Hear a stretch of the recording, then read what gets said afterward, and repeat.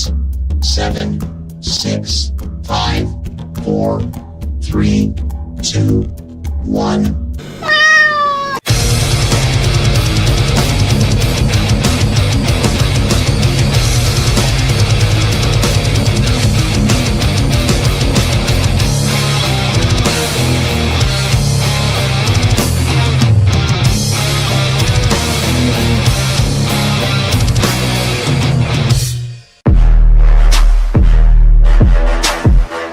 Hello, everybody. Happy Sunday. Happy to have you all here.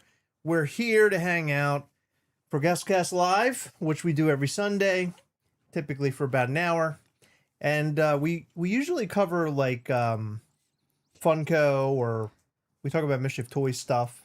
Which we will be talking a little bit about tonight, but this is a completely different video because we thought it would be fun to have a discussion with you. Yeah, about the whole saga with Reckless Ben. I'm literally, and I know I say this a lot. I said it in the video that we posted today. I cannot get enough of this situation. I just want to learn like everything. In fact, before this live, I was toward the end of watching a video by the civil rights lawyer about all of the redacted footage. And did you know that like one of the first things that happened, it might have been the first thing that happened in Utah, they delivered a box of rubber duckies to Josh's house? I don't remember that being in the video.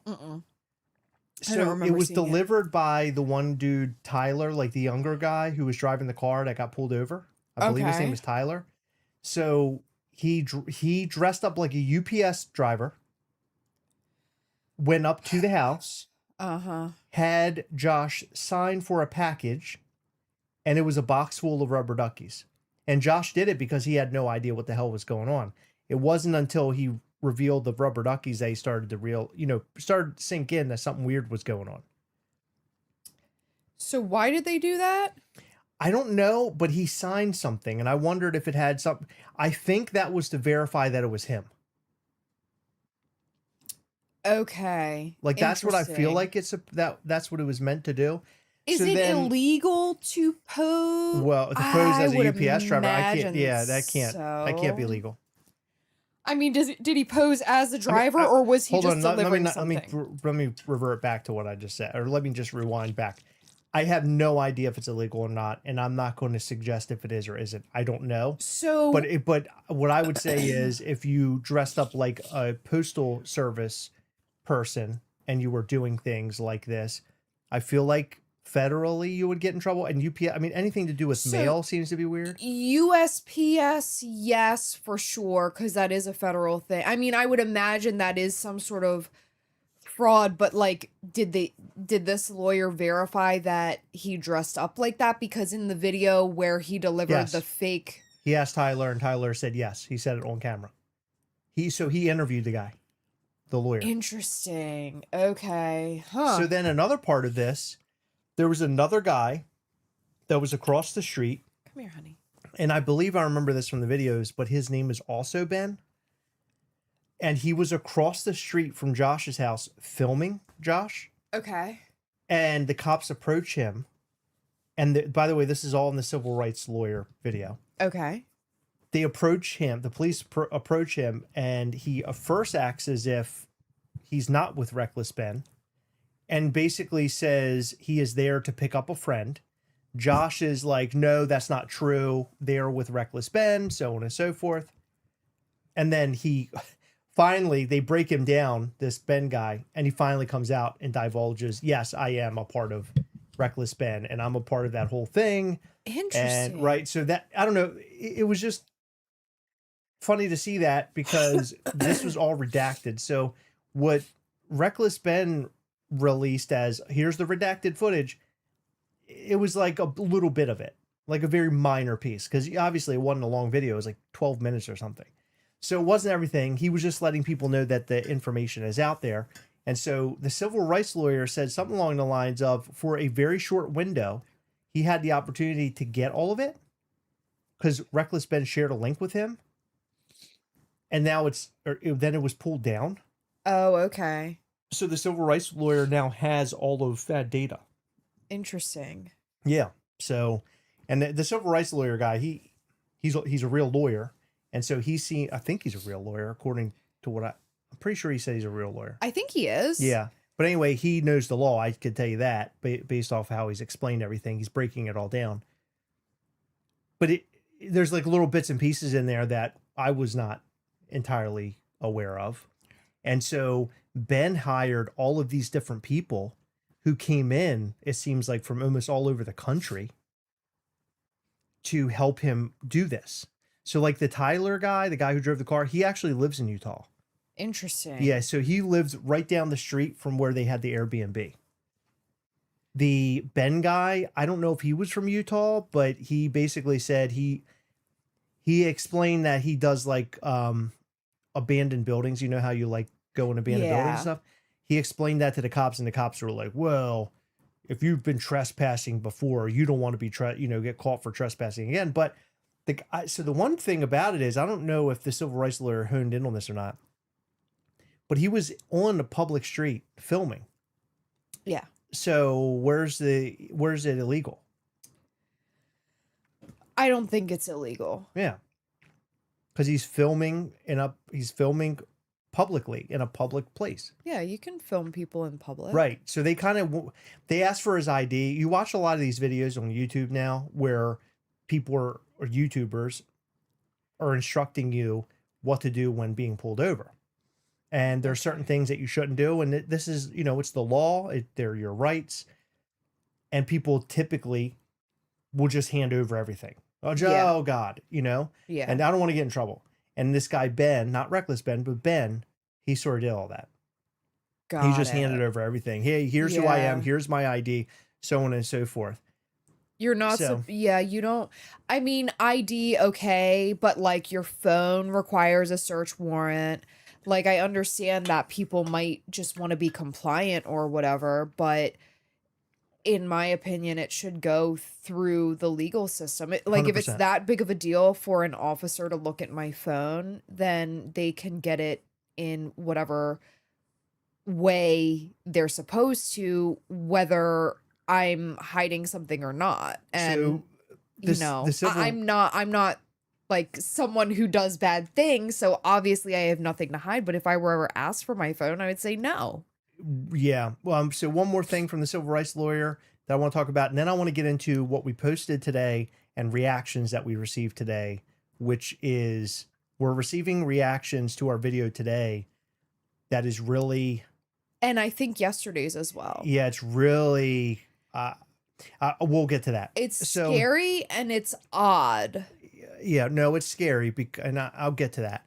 So the other thing that the civil rights lawyer mentions is that Tyler, I want to say that's his name. I'm sorry if I misspeaking.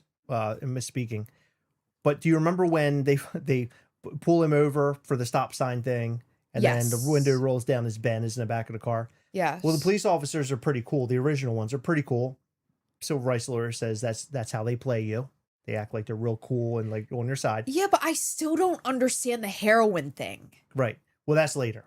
But in this, basically, they pulled him over for the stop sign thing. Well, they talked to them, these police officers, and they said, okay, you're good to go. Then they say, oh, no, hold on. There's another police officer who's going to come and talk to you. And what the civil rights lawyer said was that the detention is over at that point. And so them waiting for this other police officer, they didn't have to do that. Like, they didn't have to stay there for that. But that's when the cop comes over and he goes, you're Reckless Ben, right? Do you remember that? I'm sorry. He goes to the window and he says, you're Reckless Ben, right? Remember that in the video? Don't remember that. So the police officer goes to the window, and that's when Ben's like, oh my God, they know who I am. Like, they're looking for me, basically. Yeah. Like, they're tracking him down. Yeah. Well, that's at that part. That police officer asking him that is after the detention was over. Yeah, he was targeted. Oh, 100%. Sure. Oh, absolutely. Yeah. Some of the major news outlets are including info about him going to jail in their headlines for clicks. I don't think he's currently in jail. No. I don't think he is either, because he's been interviewed a lot, but he was interviewed a lot yesterday specifically. He was interviewed by channels, TV, news stations. He was like literally all over the place. I feel like he's got a time machine because I don't understand how one person is doing all of this and editing the in third, like a the day. third video. Yeah, so the third video, that's what we're here to talk about. Not necessarily saying that Ben get on it, but really the topic is like, man, We're eager to eager see for the it. third video. Yeah. But not only are we eager to see this video, but this video is going to It's going to break the It's internet. going to unearth so much crap, I think. I think it's going to be really over the top and just as shocking as part 1 and part 2. Yeah. I think it's probably going to be more shocking. It's going to be Kim Kardashian, champagne on her butt, internet breaking level. Yes. Do you remember that? Yep, I think it was like a magazine cover. So Bricks and Minifigs, they're doing everything they can to get this video pulled. They want to get Patreon pulled. They want to get Ben for all he's worth. I mean, they just really want to take this guy down. And look, it's not shocking because he has severely, I mean, they hurt themselves. Okay. They hurt themselves by doing what they did. But I guess my point is him pointing all this out publicly is like destroying their business. Okay, hold on. No, them destroying their business is I already what's said that. destroying. You're on your phone. Yeah. I already said that. So he is effectively destroying the entire business based off the actions that they did. He just uncovered it. Yeah. And so they want to eradicate him at this point. Well, they want him gone. They want to lock him up basically- and throw away the key. You know, that's kind of the focus, I think, right now. Well, we have a First Amendment right to freedom of speech, freedom of religion, agree. freedom. Yep. And if he is not saying lies, if he's not telling lies, then I don't see the issue. So we have a good question. Do you mind if I grab it? Yeah. Okay. So question is, how long before you think Lego themselves? How long before you think Lego themselves finally get involved? I think that's a good question. However, I don't think they're going to get involved. I don't think they want to get involved. The only way, because I don't even if Bricks and Minifigs is getting product from Lego, I don't believe that they are. So if they're not, then I don't think they have anything to do with it. However, the CEO did mention in one of the original interview, remember with the 3 guys, or it was like, or 2 guys, and then the CEO, he mentioned that he had not talked to Lego at all. Lego had not reached out, but I think this is not hurting Lego, I don't think, because everybody still loves Lego. Lego didn't do anything wrong.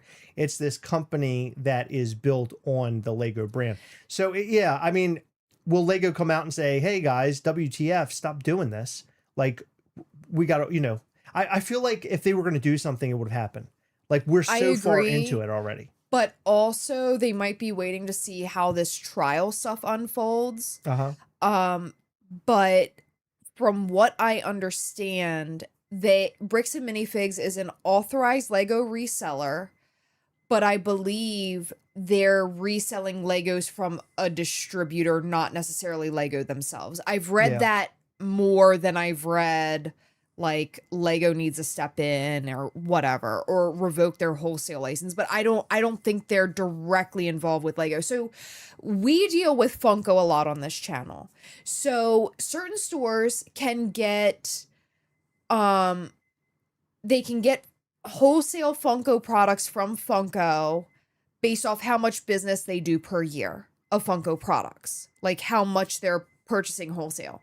But there's a secondary wholesaler, Entertainment Earth. So if you don't meet that minimum, then you can order from Entertainment Earth if you own a store. Yeah. So a lot of smaller shops who can't quite meet Funko's annual minimum or whatever, however they gauge it, they purchase from Entertainment Earth. So I think that's sort of like the Bricks and Minifigs situation. Can you do me a favor and turn the camera to you? I already have somebody on it. I need to get up. Can you turn No, the camera? I'm saying I understand. I need to get up. Okay, Yeah, okay. Thank you. Okay. Didn't Lego make a statement? I'm not aware of Lego making any statement, although I'll look that up right now. I have not seen anything like that. Lego bricks and minifigs statement.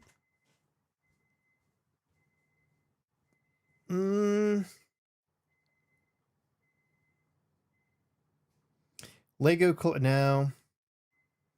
I don't see anything from Lego. And if you guys have something where Lego spoke out, please let us know in the comments. Would love to know. Because that would be incredibly important to discuss. But yeah, thank you, Eater the Clam. I think had that happened, I think we would have talked about it already. Actually, are we going to SDCC? Yes, we are. Actually, we are going to SDCC. We will. Heather and I will physically be there for, I would say, the first 3 days of SDCC. We will have Mischief Toys product at the $7 a pop booth, and we'll be there to sign one day, and we'll outline everything. You guys will have all the most up-to-date information about us going before we go. I would say well before we go, probably early July, we'll have more details about that. On top of that, we're going to have another exclusive as well, but we're not going to talk about that just yet. But what I can say is this will be the biggest SDCC showing for Mischief Toys ever. And we certainly want to meet everybody out there. You don't have to be a Mischief Toys fan or collect Mischief Toys. If you just want to come and say, hey, please come and do so. We would love to meet everybody out there. We did a bit of that last year when we visited SDCC. When we're at the $7 a pop booth, we had a signing there as well. And some people just approached to say, hey, and maybe get a photo. So please feel free to do all the things. However, we will have those wonderful exclusives at the $7 a pop booth. So please come and see us. We would absolutely love that. That's, I think for me, and I could speak for Heather too. I think that's one of the biggest things for us is meeting the fans out there, especially on the side of the country that we don't get out to very often. So please, we'd love to see you. Okay. Guys, I drove through Maryland earlier on our way to Hershey. There's some beautiful hills in your state. Yeah, I agree. Maryland is a really beautiful place. I've lived here my whole life, so I don't know anything different. But yeah, the state's so interesting because if you drive from one side of the state to the other, you see so many, like the scenery changes so drastically. Ocean, farm, urban, suburban. Yep. Mountains. It's wild. It's such a small state too, so it's crazy how much you can see in our state. And we have the Chesapeake Bay literally minutes from us where we're located. We're in central Maryland. Yeah. So it's a really beautiful state. So let me get through some of these comments real quick. Will you ever go to Emerald City Comic-Con? I will never say never. There's a possibility that we would go. I would love to do that at one point. I've never been to Washington State. I think that would be cool. I would love to go to Funko headquarters at one point. In fact, when we were talking about SDCC, we were thinking about all the different places that we could go and see. And we had originally talked about possibly going to Washington State on a trip out to SDCC, but it won't happen this time, unfortunately. But maybe in the future, we could go out to Emerald City. I think that would be fun. Thanks, Keith. I appreciate the question. Will there be a Pride figure this year? So the answer is there's a planned figure. There is a planned figure, but will it release in June? Yeah. We're not exactly certain. There's a lot of customs issues. It's all sorts of hosed up right now. But so we hope to have more information about that. Yeah, more information soon. We didn't want to make a huge deal about it just because we don't know if it'll come in the proper month, which really stinks. And I would say I think everybody's going to love this figure. It's a really great figure. They're going to die over this figure. Yep. And they're not even going to be able to get it because they're just going to drop dead when they see it. And a really great cost too. It's beautiful. Bricks and Minifigs just digging themselves deeper every time they try to go after Ben. I 100% agree with that. I don't know what the hell they're thinking. Are you doing another vlog of the trip out there? Yeah, I will certainly film everything and we'll capture all sorts of cool stuff and take photos, post stuff on Instagram. So yeah, follow us on Instagram at Mischief Toys, or at Mischief Toys and at Gastlecast. Reckless Ben made Bam go bang. Yeah, they did. No kidding. I mean, what an incredible situation we're watching, and it's just before our eyes, right? We're literally watching it all happen in real time. I feel like this is one of those stories that will be talked about for many years. I also think that this, and I'd mentioned this in previous videos, I feel like that some sort of Netflix, Hulu, somebody's picking this up as a story. Something's going to happen with it. Reckless Ben has truly made a name for himself. But even before this, people knew who he was. A lot of comments, people were big fans of him and so on and so forth. Yeah. And so, I need to watch his older content because I saw, like, when looking through his catalog, I saw some stuff that really caught my eye, and I'm like, man, this guy is wild. yeah, he is wild. He goes after a filmmaker. The filmmaker, when he's making movies, it almost appears that maybe he's actually hurting people. And so Reckless Ben was digging deep into that. It's funny because it ends like we're going to have to pick up on a part 2. But now that he's involved in this, who knows if a part 2 will ever happen. He does say that he's working on a lot of different content, not just this story, but I don't know. How could you work on anything else but this at this point? You know what I mean? This is such a humongous thing that Ben is working on. One of the biggest things ever. Yeah. I would be surprised if, like, he doesn't, like, get laws changed or, you know, they create a new law because of all this.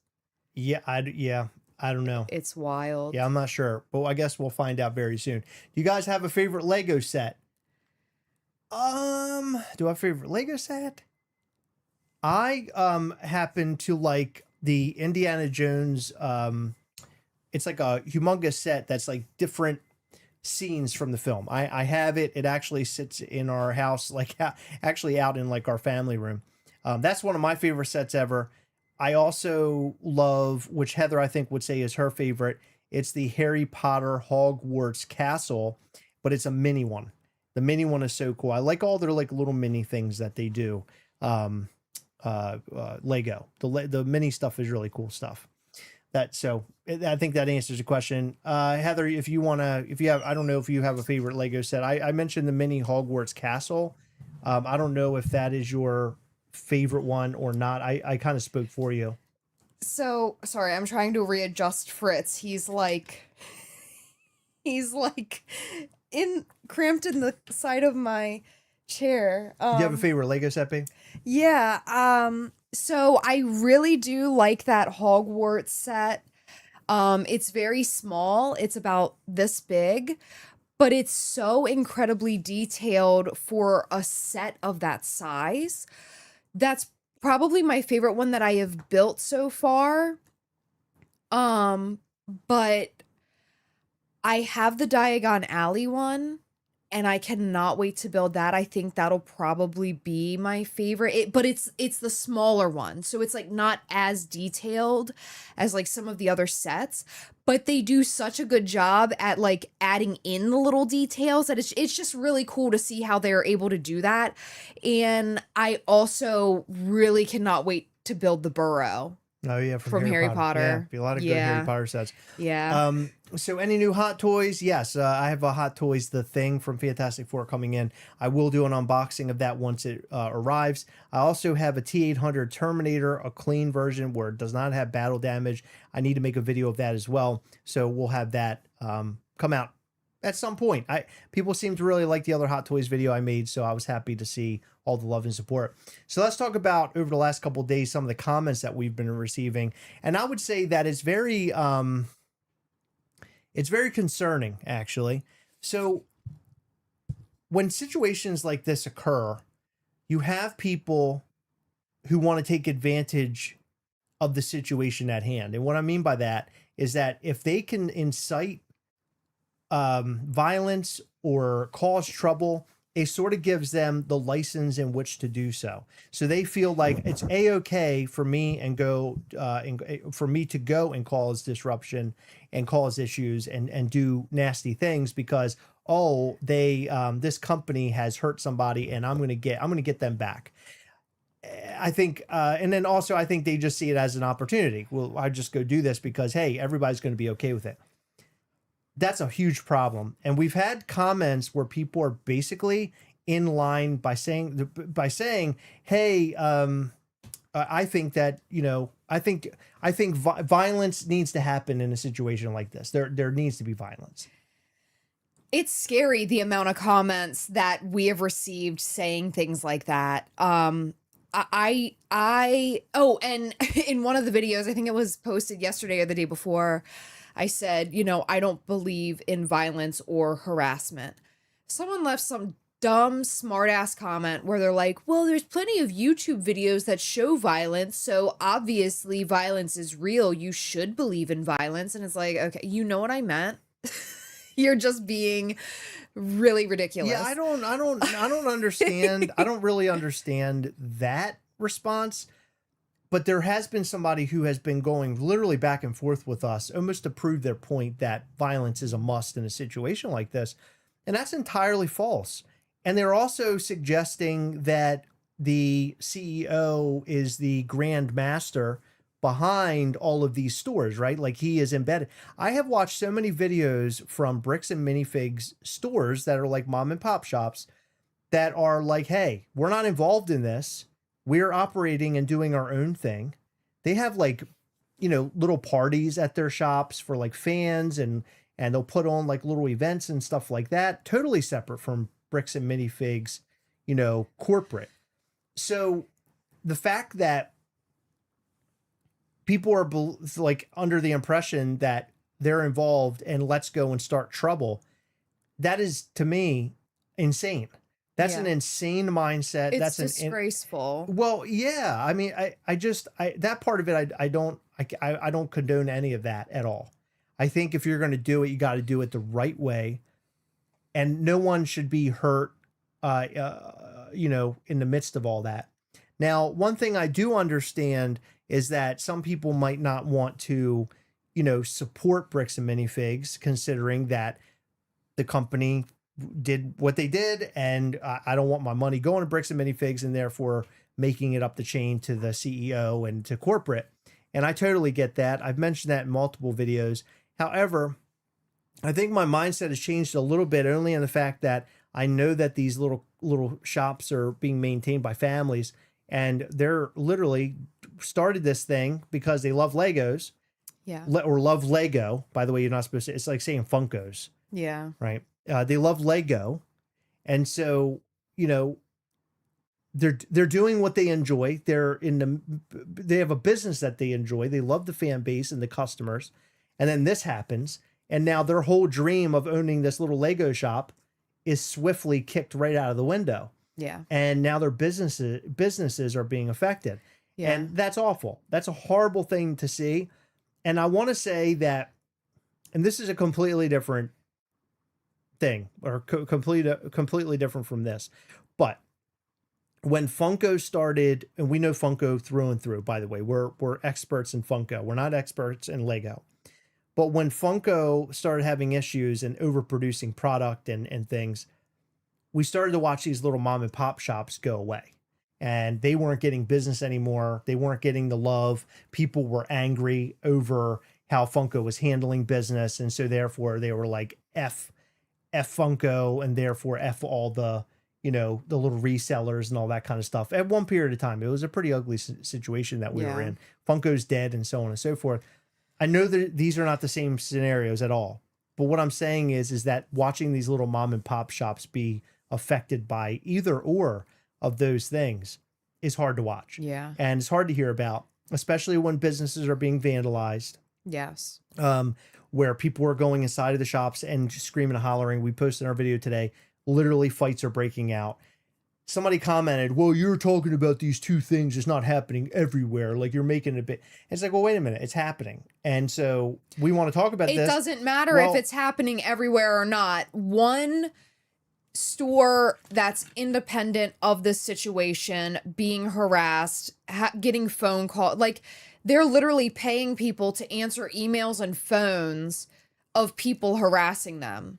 Like, it's such a waste of time. It's such a waste of money. It's such a waste of, like, their employees. Like, what if someone has, like, a question about, like, maybe a birthday party that they're going to host at a store? Because the Oregon store apparently hosted birthday parties. I don't know if that's, like, a Bricks and Minifigs thing or not, or if other stores do that. But what if it's something like that? What if it's, hey, man, do you have this Lego set? But instead it's, hey, you need to give that old man his collection back, or hey, fuck you and your whole family. Like, it's just, it's very wrong to me.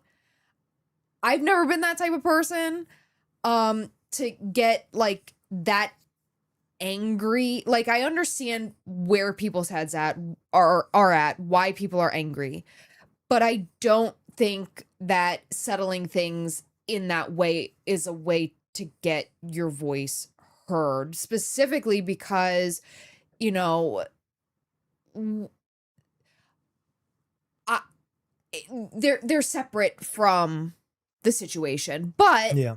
at the same time, I don't see an issue with the boycott as much. I hate to say that because they are franchises. Yeah. We don't know who owns them independently. We don't know who's involved with them directly or whatever. But regardless, every single month they're giving a percentage to Bricks and Minifigs corporate, which would then fund their legal shit. Right.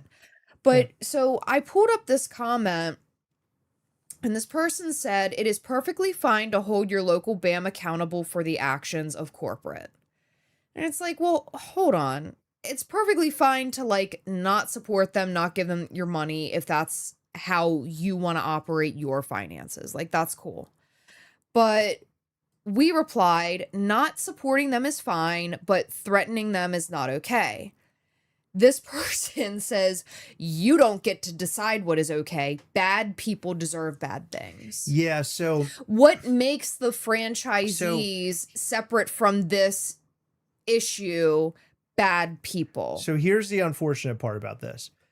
The way that Reckless Ben went about this, it's almost in a prankster sort of situation, right? Yes. We took a bad situation that's awful, that this guy does not have his money and he's not getting his collection back, and it's been turned into, which I would refer to almost as a circus.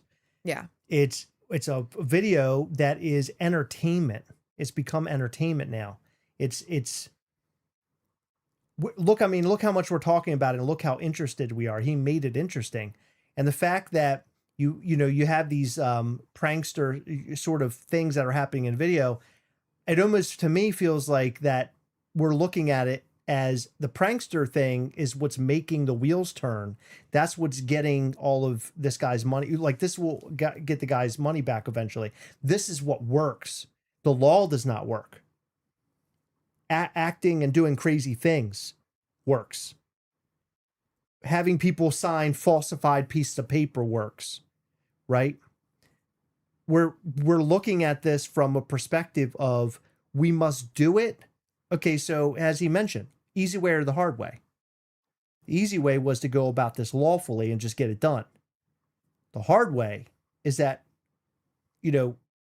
Reckless Ben is literally going into where the guy lives, his town, and setting up signs out front of his house. So by that thought process, people, okay, so don't take me the wrong way. I'm talking to the audience. I know Heather won't.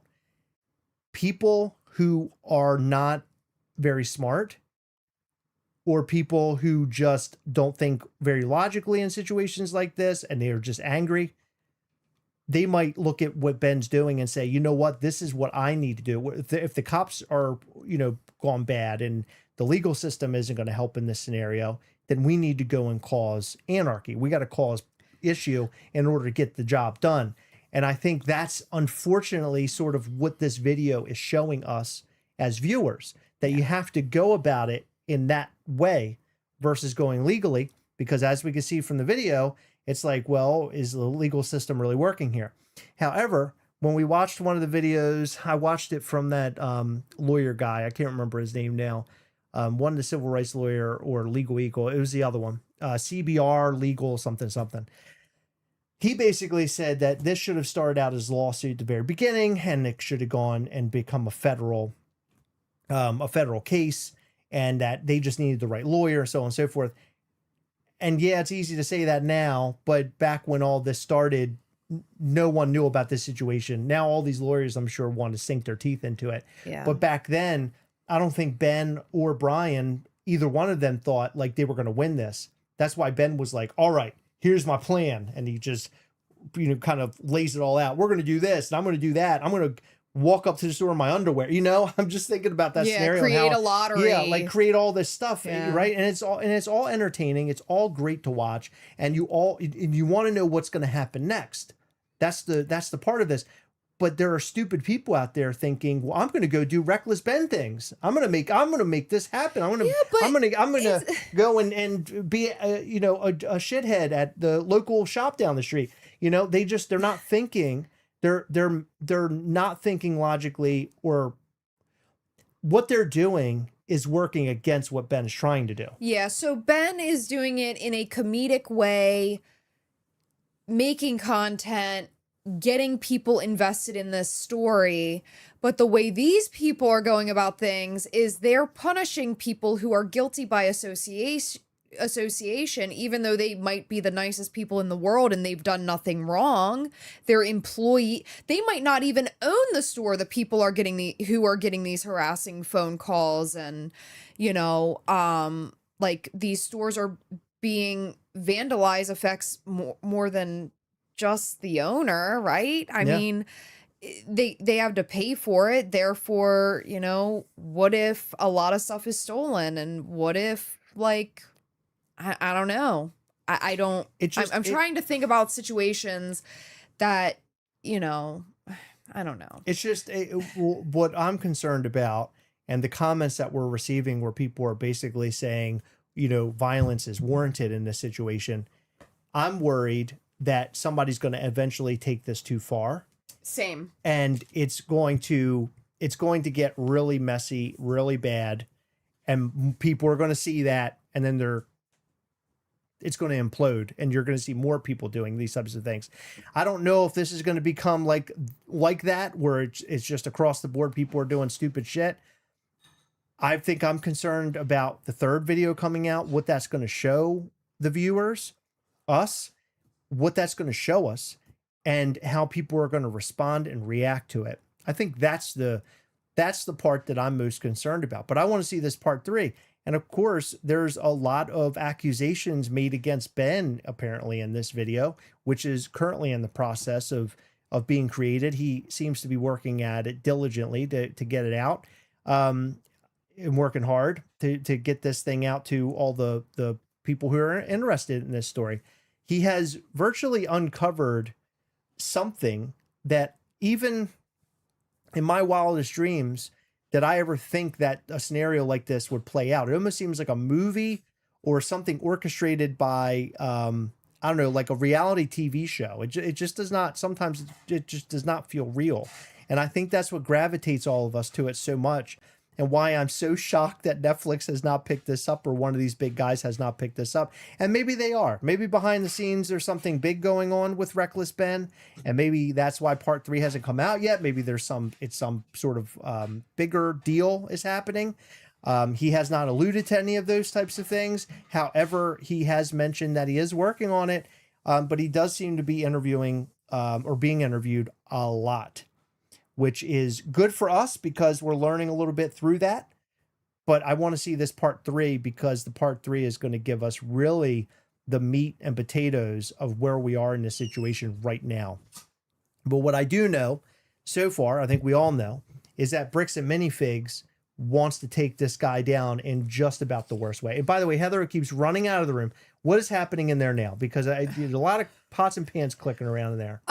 So I made jalapeno poppers. I just want to let everybody know, Heather does these things that when we're about to record or go live, Heather decides that she's going to put together a Thanksgiving dinner. No, I started this an hour before we went live, and I underestimated the amount of time that it would take me to clean the peppers and get all the seeds out and put everything together. And then, hard at work, Heather. Of course, I always in my head, I'm like, oh, these only take 20 minutes to cook. No, they always take at least 35 minutes to cook. So yeah, it's been a whole thing. But I wrapped them up because I didn't want our cats to get into them, and everything's taken care of. So I'm here. Very good. Okay, we're all here now. Reckless Ben disobeyed a lawful police order to remain calm by drinking a caffeinated beverage. Oh my God. So according to Gemini AI, some of the reckless Ben tactics and schemes are done to grow his channel and gain Patreon membership. I mean, obviously, yeah. I mean, this is partially him wanting to get this guy's money back. Obviously, I think that he really does care about that. But yeah, he wants the views. This is what he's looking for. Where we're at right now is what Ben wanted. We're seeing it, and it's just growing and growing and growing and growing with every single day that we're talking about it, with every video that he releases. He's, just a couple of days ago, he released a snippet showing that, some of the redacted footage is now, I don't know if the word unredacted, but, we're seeing footage that we had never seen before. So yeah, he's absolutely after the views. And from what I understand, I think he's already raised enough money to give this guy his money back. And I wondered, would he eventually in the next video, is he going to be like, I'm giving the guy this money? And I don't know how that works, if you can gift that amount of money or how that would play out. But I also think that Brian, his father's the owner of the Legos. I think he really wants, Bricks and Minifigs to pull through and pay. I think he wants to see them be the ones that pay this, I don't think he wants to be paid by the fan base and the people who are in this. I think he wants Bricks and Minifigs to apologize and do what needs to be done. That's what I think. I think that's the end result that he wants to see. I think that's what we're all rooting for, yeah, honestly. Mm-hmm. And I feel like almost everybody is against what's happening on Bricks and Minifigs side. Yeah. But I wanted to get into a couple more comments because here's a pretty good comment. And we got this from different people stated in different ways, but this is the first one that I found. It says, seeing all the slimy crap that corporate has done so far, it would not surprise me at all if they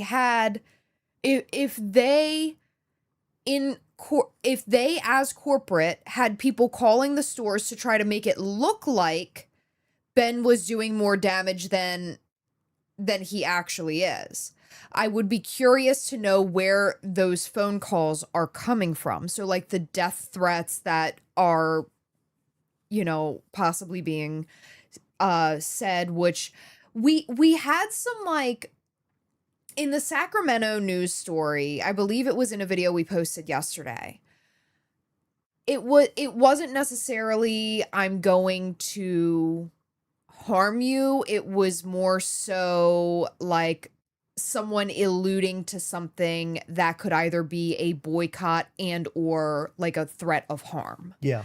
So it wasn't explicitly said, this is what I'm going to do, but it left it sort of open-ended. So it's threatening, but you don't necessarily know what type of threat it is. So I agree with that. With how shady corporate has been with Josh specifically, where at first he was like telling Ben, oh yeah, we'll get Brian his Lego set back. You just have to do apologies or whatever. And then he later called Josh after Ben tried to like set everything straight. Josh was like, I don't know what Lego sets you're talking about. I have no idea. Yeah, we never had those. The store was empty when we bought it. So what I think that is, I don't believe I don't think at that point he even realized he was being recorded or anything. I think what he was trying to do. I think he did. It was sort of like deeper into it. But he was recorded by one saying that he knew what they were and he had them, to I don't know what they are and I don't have them and you're a little kid and you don't know anything. To me, it just him flip-flopping like that. I guess he was just rolling the dice in hopes that maybe Reckless Ben didn't record him saying he had it. You know what I mean? Yeah. So that guy played it in such the wrong way. At that point, I think it would have been the time to go and just get a lawyer. Like, they should have just gone and got a lawyer. Hey, I got this guy that's calling me. He's telling me that I owe him the Lego sets. What do I do? And how do I respond to this? I'm sorry, I'm not trying to like work against what Ben's doing. What I'm saying is that I think everybody should be operating in a way that makes sure that this is legal. Ben, is operating. Who knows what he was doing in those videos, if it was legal or not. I don't know that. So like we're watching Legal Eagle and all these other guys on YouTube to tell us what's legal and what isn't. But obviously Ben was just doing all sorts of stuff off the grid kind of stuff. It's yeah. Anyway, so one comment I just wanted to read. Mary Lopez, first time here. She said we're cool. First time viewer. Thank you, Mary. We really appreciate that. Glad to have you here. Really sweet of you to say that. Appreciate you. Okay, you got another comment? Yeah, so I found another comment. Someone wrote, protest with your wallet and spread the word. No need to harass the small businesses. So yes, while they are under this corporate sort of, I'll call it an umbrella, right? Corporate's up here, then you have all the stores below them, right? They're basically paying Bricks and Minifigs a fee to like use their name, operate under them. They do have to follow Bricks and Minifigs rules or whatever as a franchisee, but they. So, oh, by the way, there was an. I just want to make a note. There, it's not a chain. It's not a chain. You're a franchisee. So, chain means that you do all the stores would operate the same. They all follow the same rules. That's how a chain works. That was on another legal video. I just want to mention this because I didn't know the difference. Yeah. But when you're a franchisee, there might be another name for it, so forgive me. But that is different. You don't necessarily have to follow their rules. You have to follow the rules of the contract. Well, yes, but in other words, if McDonald's looks like this here, McDonald's has to look that way or operate that way everywhere. Yeah. Like this McDonald's can't just have like, okay, now we do birthdays, but then the McDonald's down the street doesn't do birthdays. Yeah. That's the way I understand it. Okay. Yeah. But so they're not all, it's not like cookie cutter stores. They're independently owned and operated, but they might have some differences here and there. You got it. Exactly. Okay, cool. Yeah.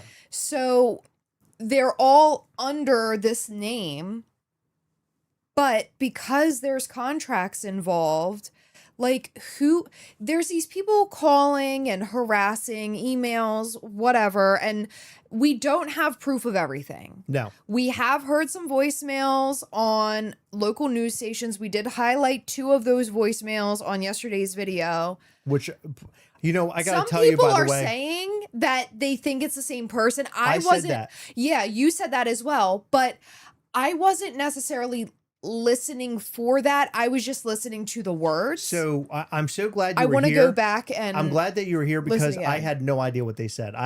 I'm so hard of hearing. I could not even make out a word. So they actually had subtitles on the video for the Sacramento thing. Got it. So yeah. Okay, good. Okay. I was going to say I didn't know a thing they were saying. When it comes to like voicemails and like the sound over a phone, like it's always like really difficult for like a video to pick up. Great comment right here. This story is extremely bizarre stuff. And by the way, Lightning Rod, glad to have you. A lot of you're saying there's a lot of funny comments here. Funny, yeah. But a lot of very good as well. But this story is extremely bizarre stuff, touching on several gray areas in American corporate society. Yeah. Yeah, for sure. I mean, it makes you wonder by watching this, like what corporations are getting away with. Yeah. And what they're doing. Because like Reckless Ben just happened to take this story and take off with it. Say what you will. Is he making a Patreon? Is he raising a bunch of money? Is he getting all the views? Yeah. But he is exposing some bullshit that's happening This is bigger than views because he wants money. This is views for justice. I'm insanely wrapped up into this. And typically, remember like you might be too young and I was young at the time. But when the OJ trial happened, I remember watching people literally engulfed in it, and that's all they talked about. Anywhere I would go, anywhere I went as a kid, that's all my parents and friends and whomever talked about. I remember sitting in El Salto when I was very young, and they had it on the TVs, and the TVs were never on. Like it wasn't a thing for them to be on in like our little Mexican restaurant down the road. So the fact that it was playing in restaurants that didn't typically have television on was like really crazy. It was really bizarre. And yeah, I mean, people want to know what's going on, and people want to know the right thing is being done. I listen, and you for a while, but I feel like we both sort of listen to different things now, but I still do listen once in a while to true crime. And just the American justice system as a whole varies so much from state to state, and what evidence is collected and found. Yeah. Like, certain things, it has to, whatever evidence is obtained has to be obtained in like a legal way. If it's not obtained in a legal way, it can be thrown out. Like, our justice system is so gray as well, because it varies so much and there's so many rules, and how do you keep up with it? I could never be a detective because I'd fuck everything up. So Deglonius games, not only American corporate society, but how the police can be weaponized against someone. And that's true. So I was actually horrible. I was watching this YouTuber, going back to him again, civil rights lawyer. I highly recommend watching his channel. His videos are very good, not only in this particular situation, but outside. But he was mentioning how the cops were, doing the wrong thing. And when Josh is on the phone talking to the police, because now it's no longer redacted, it's the unredacted audio. In that footage, Josh is constantly pointing to how he's going to church, how his business partner is also involved in the church, but he kept like harping on it during like this phone call with the police officer in hopes that would help garner like I don't know if it's the word I'm looking for is respect, but kind of like building up, like, this is who I am and you should be protecting me, almost like we were in a Mormon community and I'm doing Mormon things and you need to know I'm a Mormon, right? And I'm going to church, and he's sort of using and weaponizing that. And so the civil rights lawyer is like, man, he's really harping on this, the whole Mormon thing and the whole church thing. We had gotten a comment on a video, one of the first ones we made about this topic, and somebody got pretty upset with us saying, how dare you bring up the Mormon church and how it's wrapped into all this? And the only reason why we ever said it was due in part to Reckless Ben mentioning that in his content. And we were kind of pointing at that, like, is that a part of all this? I'm not 100% sold that that's the case, but it certainly feels that way. Yeah. And the fact that the cops are doing things like, so Ben, the original charge was that he was stalking. So that guy, Ben, the other Ben I talked about at the beginning of this live, yes, there was another Ben who was filming and doing things. I don't know if he was hit on stalking himself, but they got him on stalking, which is an interesting charge because Ben was not doing that, but that's what Josh is trying to say that he was doing. But we also don't know how often Ben was around or like there or like down the street sitting at Josh's. Like, yeah. I don't know enough to say, could it be considered stalking or not? I don't know. So the definition of stalking, and Josh brought this up as well to the police officer.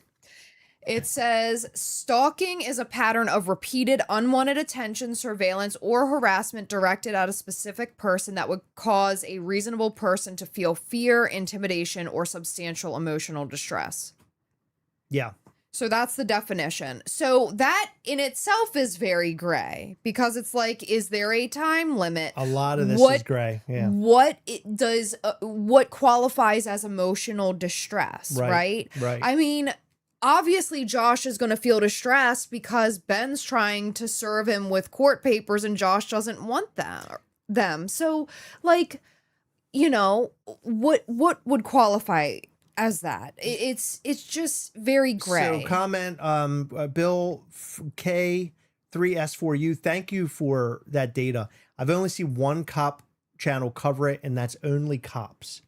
So I've never heard of that channel. We'll look that up if you wouldn't mind, Heather. Look that up. Yeah, I'm sending it in a love. message. I'd love to.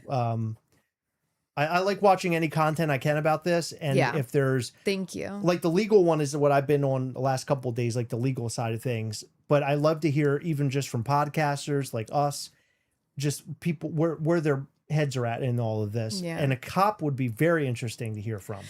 I would They love to hear really what his side would. of the thing was. And Yeah.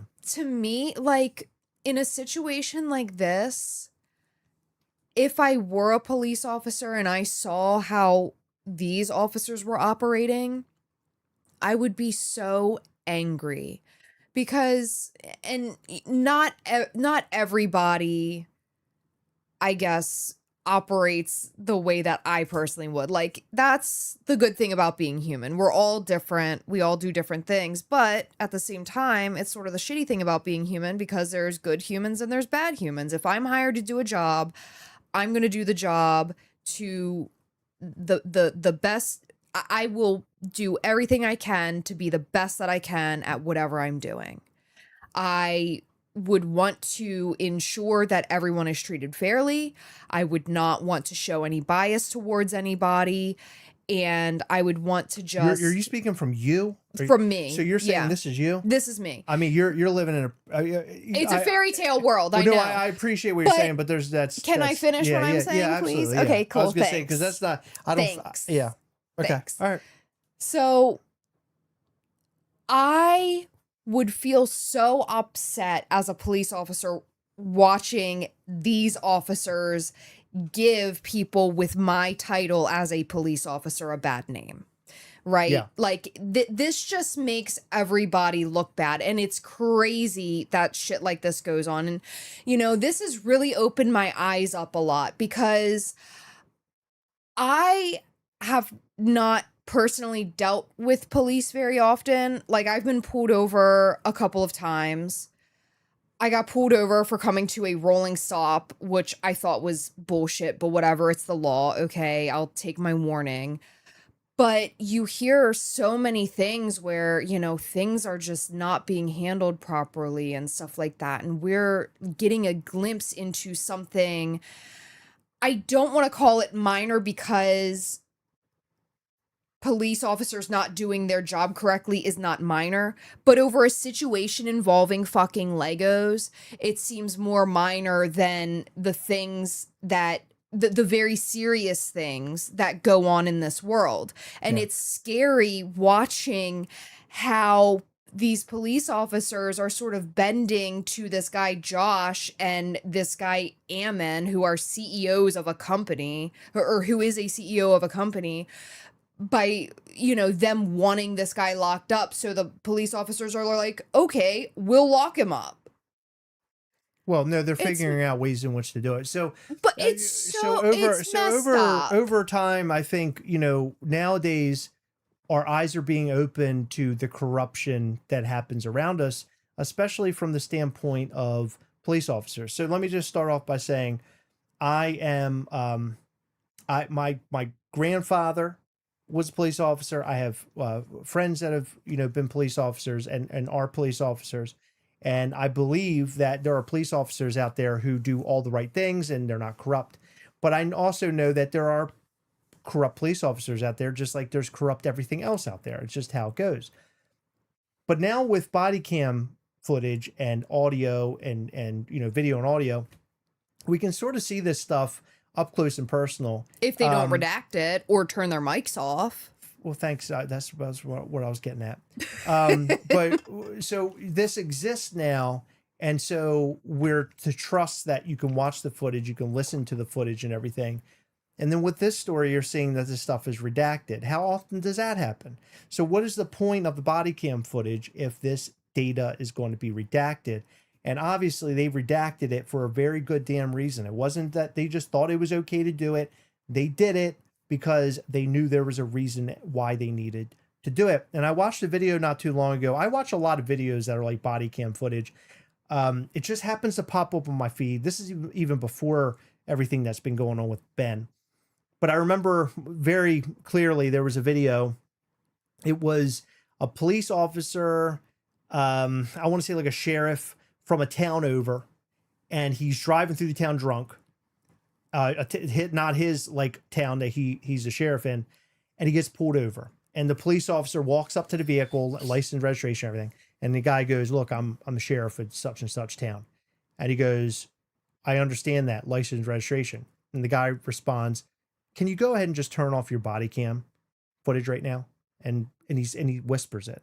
And the police officer's like, what? He goes, I'm going to need you to turn off your stuff like that. And the police officer has integrity. And he goes, no, I'm not turning it off. Give me your license and registration. And right then and there, I'm like, oh shit. I bet you this has been happening. Obviously, it's been happening forever. Yeah. But now body cam footage retains, to some degree, some integrity. These guys have to be held up to something. And that's what this stuff does. And by the way, not all counties and cities and all the places all over the U.S. has body cams.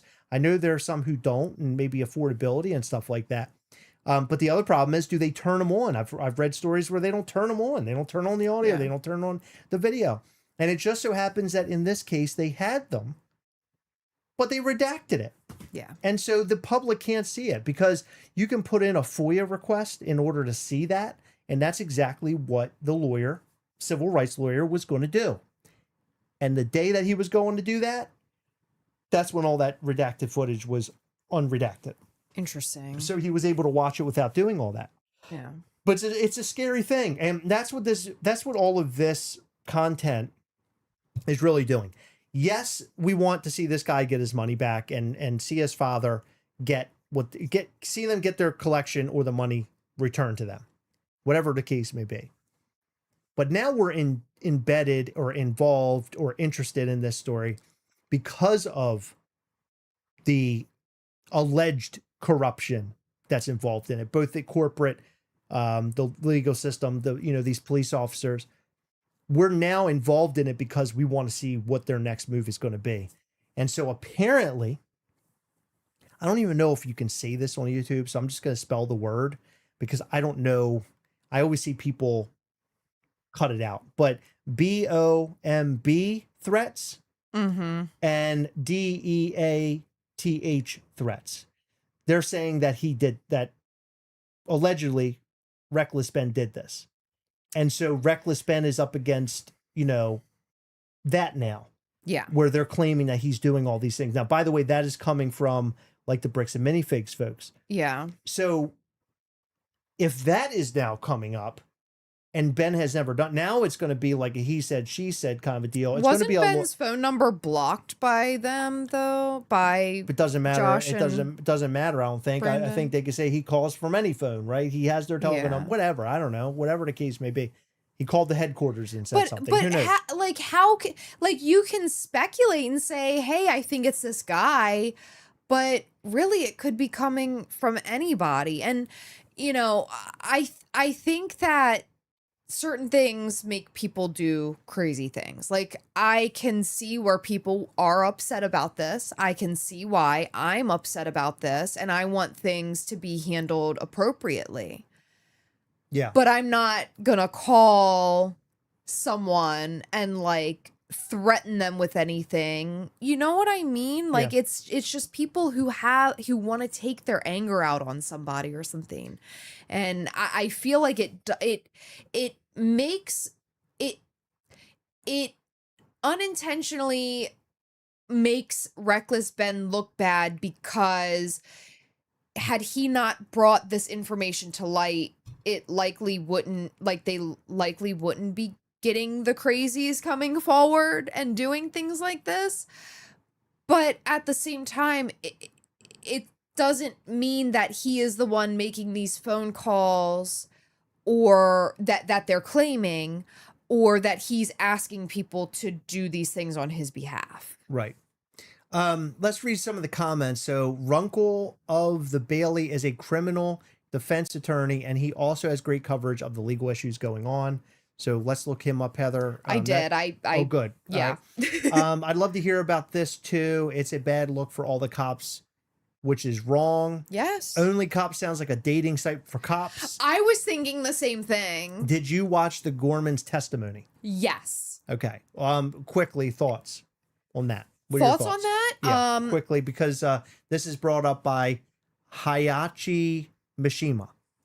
So I did watch it. I watched it over a full week after they had posted it, but I thought it was great. They're basically explaining their side of things, because their name has been brought up a few times obviously, Bricks and Minifigs is essentially saying, like, you know, the Gormans weren't allowed to consign, yet they consigned. So why aren't they getting in trouble? Why is it us?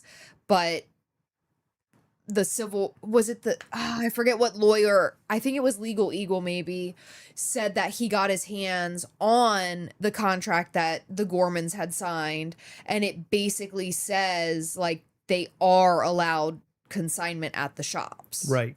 So I don't know why that was in her contract, but it's not in like a widespread, like blanketed contract, because we've also heard from a friend of ours who works for Bricks and Minifigs that consignment is not allowed. Right. So why is the Gorman's contract different from others? Another thing that was mentioned in that legal video I watched today, Josh and Brandon, they actually said in redacted audio, which is now unredacted or was unredacted, that they literally went to that store to be the cleanup people. They went there to clean it up, and that's how they come across or stumble across that Star Wars set. So they were sent there almost as the people to straighten everything out at that store. So my question is, if you were sent there to straighten everything out at that store, how were you not able to bring all of this stuff under control? You know? Yeah. Like how was it that you got there and then realized, okay, this collection belongs to this other guy. Let's go and figure this out right now. They didn't do that. So if they're a cleanup team, they're an awful cleanup team. Yeah. That was awful bad moves. I mean, if you own a business and you expect everyone to like live by your rules that are in this contract, then you should be doing your due diligence and ensuring that things are done properly on your end as well. 100%. Josh said over the phone to a cop that Crystal has gone to Scotland. Yes. But apparently they're back, right? The Gormans, they're not in Scotland anymore, I don't think. I don't know. So I think that they said that they didn't actually end up moving due to all of the trouble. Right. I think. I should really go back and okay. Well, I want to read through watch. comments and then we can just quickly respond. In all honesty, by the way, thank you for all the comments. Love to see it. If you have something to say, please say it here, and we most likely will get through it and read it. In all honesty, the whole policing system in the U.S. needs an overhaul, and this Lego story shows how corrupt the system is on the small scale, and I'm scared to see how corrupt it is on the bigger scale. Zombie Monkey said, agreed with that. Speaking of terrible policing, tell me y'all have seen the video of that cop who gave the one-hand-eyed, gave the one-handed woman a ticket for driving with a phone in her right hand, and she does not have a right hand. Yeah. That is an insane that's a whole thing. In fact, we know somebody who is going to school right now to be a lawyer, and he wanted to take that case to, you know how they do like where it's like they do a fake jury and all that kind of stuff. Yes. He wanted to take that and run that case through. He said that his team will go crazy over that. These are expensive Legos because the market says they are. The comic book and Pokemon crazies opened the door to this lucrative business that will invariably invite bad actors. Yeah. Well, and yeah, I mean, that goes for anything, right? I mean, all these collectibles, any collectible has a set value based on what somebody's willing to pay. And you track that through places like, especially today, through eBay and Mercari, right? All these secondhand places where these items are being sold. And yeah, it makes people go crazy, right? If we're talking about values of product, and separate from this story, because this was like, we have all these collectibles and the guy's like, hey, my dad's sick. I need to sell all this because I need to make money for medical bills, whatever the case may be. Those values were set right then and there. This is what we're agreed on. My problem with that is that these Legos, Funko Pops, so on and so forth, their values are constantly going up and down, up and down, and up and down.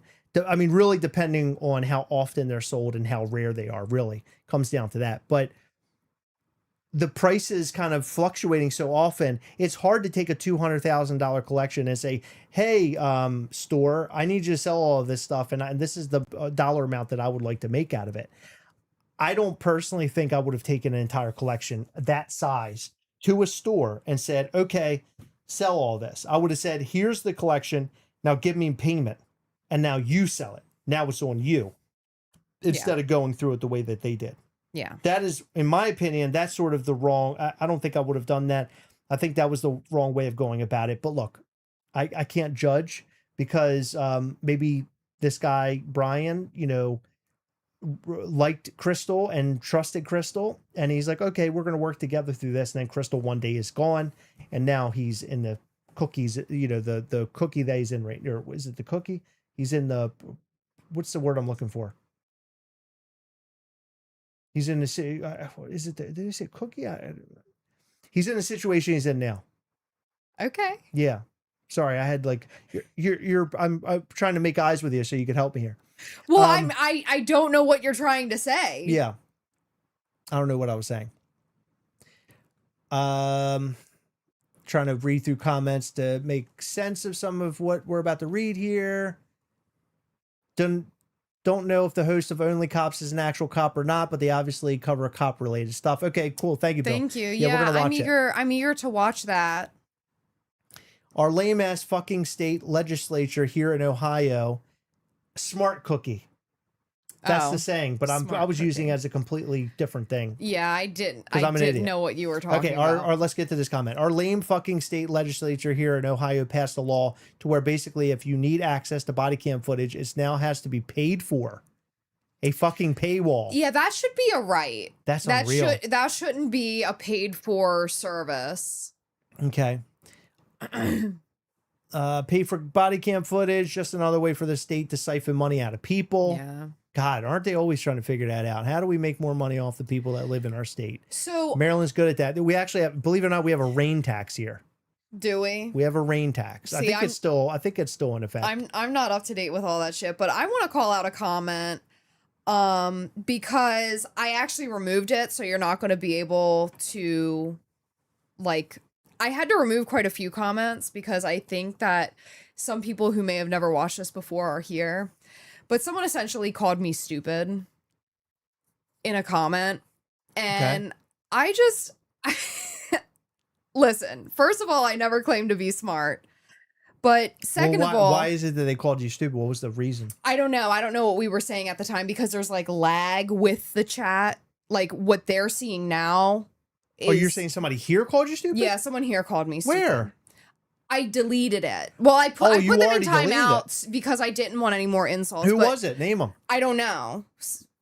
Someone who thinks I'm stupid. But, okay, I just want to say, first of all, I never claimed to be smart. We literally have said we don't have, like, legal know-how. Who cares? Don't even say anything. Hold on. No, I am.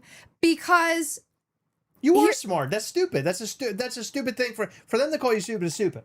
I know you can get heated. I'm frustrated because we're talking about we're talking about opinions. We're talking about it's opinion, and some of this is factual, but most of it is we're all wondering where this thing is going to next, and we're literally watching content in order to build our true feelings. Okay, listen, I know you're upset because I'm not upset. I'm annoyed by somebody calling you stupid. Heather. I'm your little wifey. Yep. And you don't want anyone to be mean to me, but listen, I can handle myself. So here's the thing. If someone wants to discuss an issue and if someone wants to tell me why they think that I'm stupid, feel free, have at it. But I'm not going to sit here and take your fucking insults with no basis behind it. So you can shut the fuck up and you can go away, or you can have a discussion with me. But I'm not going to do insults. We're not going to do insults. We're human. We have feelings. You wouldn't want people to like call you names or try to tear you down, so don't fucking do it to me. Bill just commented, did you hear the most recent news that Josh has been removed as a Mormon? Holy shit. I didn't even know that could be a thing, dude. That's insane. Mewtwo, yes, I was thinking of mock trial. Thank you. If anybody's stupid in this room, it's me. I cannot... You're not I cannot stupid. I can't come up with my words sometimes. I think it's because I'm old. I'm elderly now. Okay.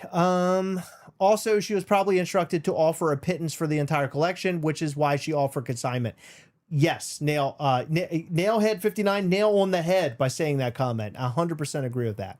Yeah, but they probably didn't want to give them anything. And I've been watching other content where people are taking stuff into Bricks and Minifigs, and the offers for some of this stuff is just so ridiculous.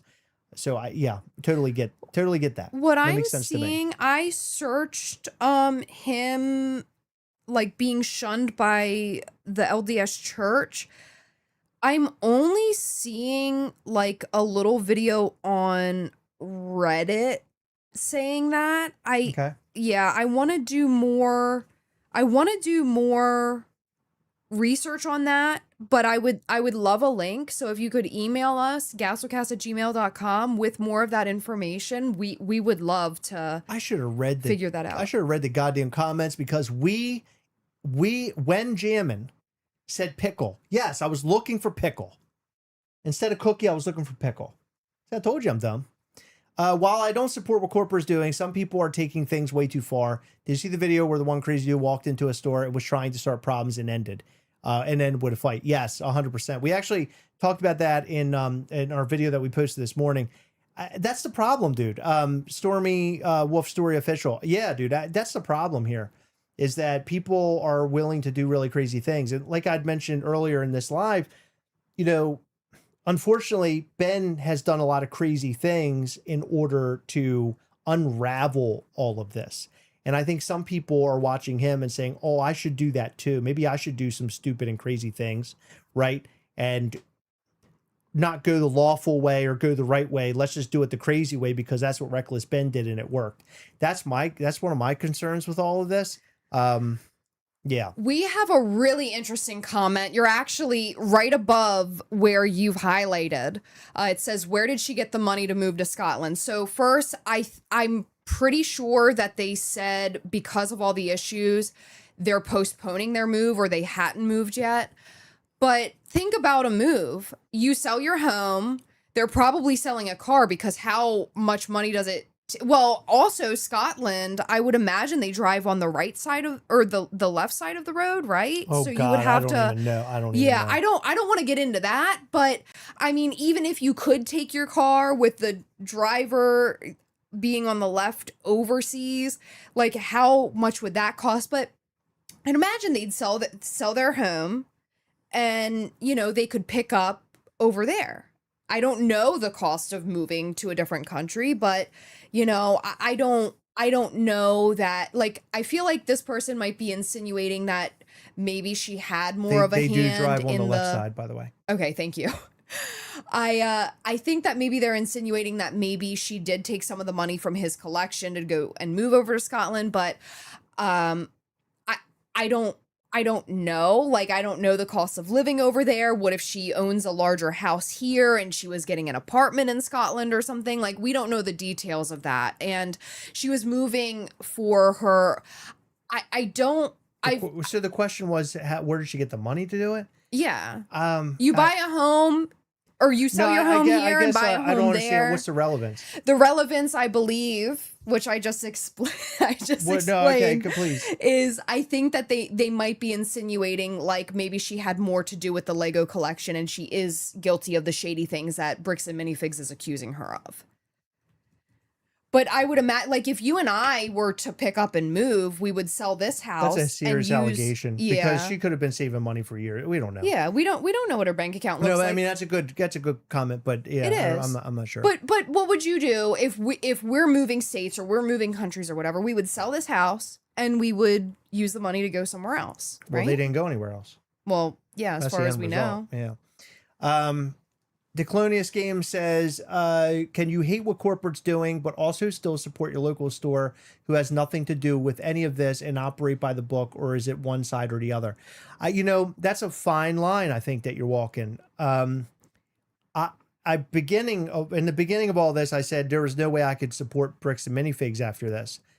But now understanding and knowing that they're run and owned and operated by average Joes, they're mom and pop shops, it's really hard for me to say that. If I had a local shop and I went to it every single day, I don't know if I would just stop going, because I love the shop and I love the people behind it and I love the owners. That's really hard, man. I don't know. Yeah. I guess what I could say is I would hate to support Bricks and Minifigs corporate, And by But I would- shopping at one of their stores, but you I would, are, but I in want a to way. continue support it. Yeah. And I could guarantee you that there's a lot of people right now having this same dilemma. And this is Yeah. the same thing that they are thinking. And I really don't have a good answer for that. So the fact that I don't shop at one and I'm not near one, I don't even want to comment what I would do because I just don't know. Here's how I would relate it. Obviously, we collect toys. We have many toys. We know a lot of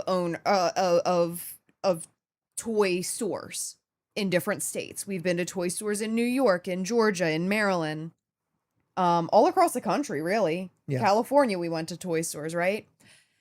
But if you frequent a place, you get to know somebody, you like them, you want to support them.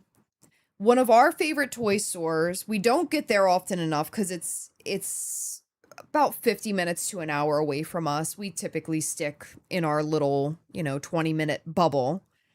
But we love a toy store called All Time Toys.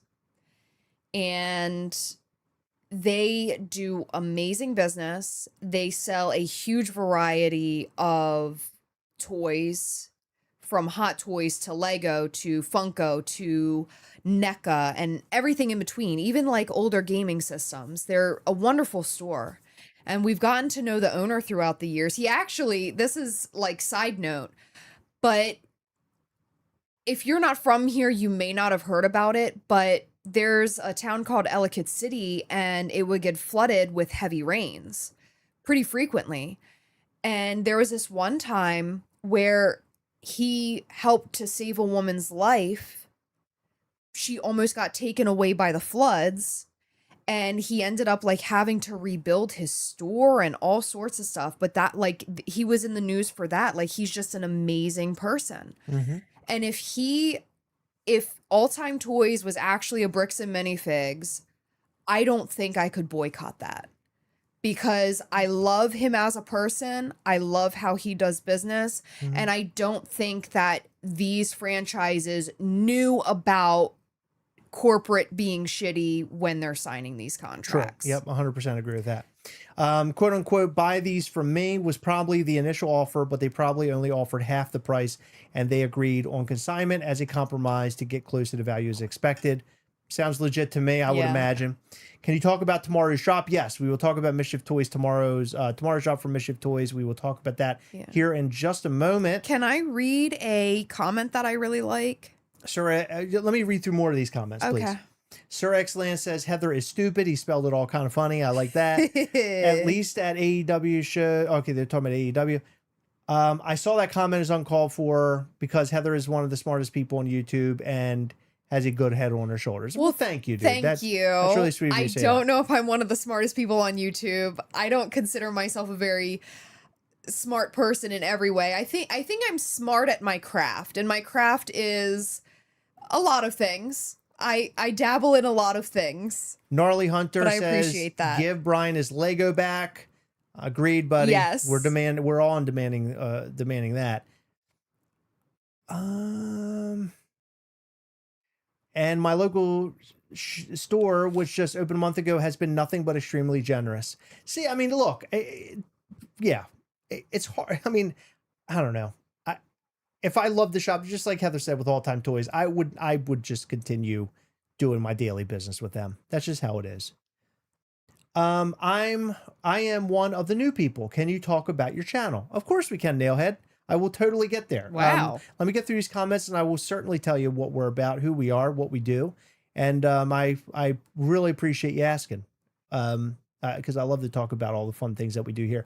I saw that comment also. That person can step on a pile of Legos. I don't know what they're talking about, but I like it. The person that called me stupid, Called you I stupid. think. Josh is still Mormon, removed from a high council role in the church, which isn't permanent position. Oh, interesting. Thank you. By the way, thank you all for all the good info. I'm glad we did this live. Here's a really, Anna, I just want to say thank you for muting this. So this person said she's awful on her phone while streaming. So I just want to let you know that I'm looking things up so that I know how to respond to certain things.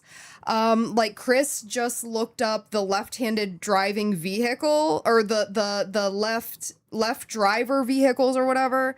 And I'm literally reading your shitty comment from my phone. And he also said that I have no time for my man at all. And he wants you to leave me in the dirt. So whatever that means. You have no time for me? I guess. Well, I guess because you're on your phone all the time. Well, she is on her phone all the time. I'm not going to lie about that. Yeah, most of the time she's playing Pokemon most of the time. Yeah, most of the time we're playing Pokemon But no, Go together. she's a wonderful. Heather is a wonderful person, a wonderful wife. Yeah, How sorry dare- you're how not dare- getting any. So How dare you say those things? And you shouldn't enter a chat and start saying stuff like that. That's bogus, dude. It's stupid. Come on, get over yourself. I want to read my favorite comment. Removed from high council. I'm sorry, I'm just reading through some of this.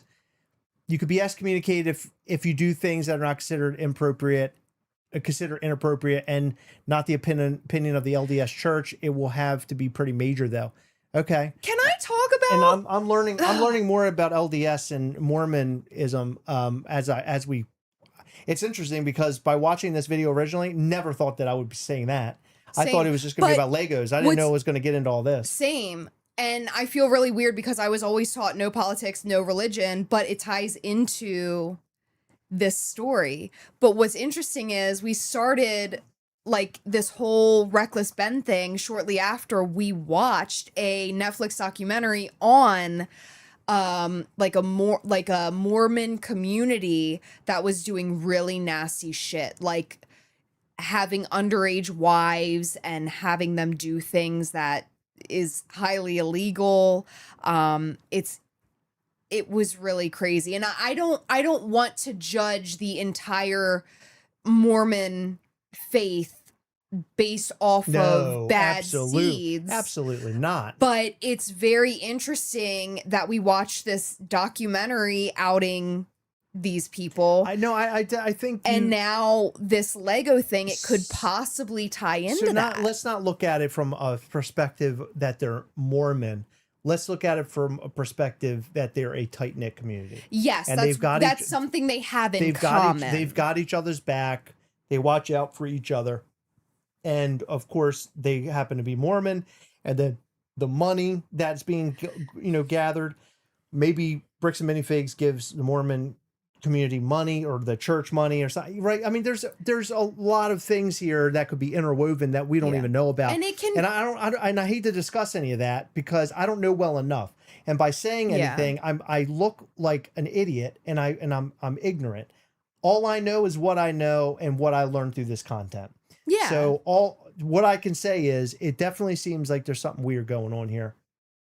I want to see more come out from Reckless Ben in order to learn those things. Me too. And this sort of thing can happen with any community, any religion. Yes. So, the fact that it does potentially have to do with these people, what they have in common is that they are all Mormon. Maybe it is a tie, but I don't want to put this dark cloud over all of the people who are a part of the LDS Church. Yeah, exactly. All right. So I'd like to read this comment because I think you're almost there. Nailhead said, "This is a real-time case about public perception and damage control. If you own a business, basically do everything that BAM didn't and you'll be fine." Yep. I agree with that. I mean, that's the interesting part about this is that, typically a business will try to get ahead of things like this. And instead, they sort of just sat back and watched the whole thing burn straight down to the ground, not realizing quite how big this would get. I think they thought it was just going to go away. In fact, if I remember correctly, in one piece of content somewhere or other, I don't remember where the fuck I read this, but basically they said, don't worry about it. He'll post a video and it'll be gone in a day. That's sort of like how Bricks and Minifigs were looking at this. But obviously that is not true at all whatsoever. This story has only grown, it's gotten bigger, and channels like ours are talking about it and keeping this fire burning consistently. This isn't going anywhere anytime soon, so their damage control, lack thereof. I just briefly saw that somewhere about removal or whatever. Unfortunately, I don't have a link. Yeah, if you guys have information about that, more about him being ousted or downgraded with LDS. I'd be interested to see that. I can promise you the local owners are basically hostage, meaning like hostage to the contract. The Storm Wolf Story official, if you're still here, can you clarify that? Because I think that's what you mean, like sort of held to whatever contract they signed. And I really feel that way. I think a lot of these threats that they're getting and a lot of the comments we're reading about people saying like, these store owners need to not bend to corporate. It's like, well, hold on. If they're tied to a contract, if they're going to get out of this contract, they need to do it the right way so they're not held liable and they're not sued or whatever action Bricks and Minifigs can take. It's difficult because it would be nice to support your local owner, but every purchase does every purchase does follow the corp. Yeah, that's the problem, right? It's like, do you support the local business or do you not? What is the right thing to do here? And I really think that we all just need to I think we all need to lean in on what your gut's telling you. If it's a local business, you constantly go in there. They're good people. You got a good, you got a good community. You got a good relationship with them. I mean, it would be hard for me not to support. And I am all for a good boycott.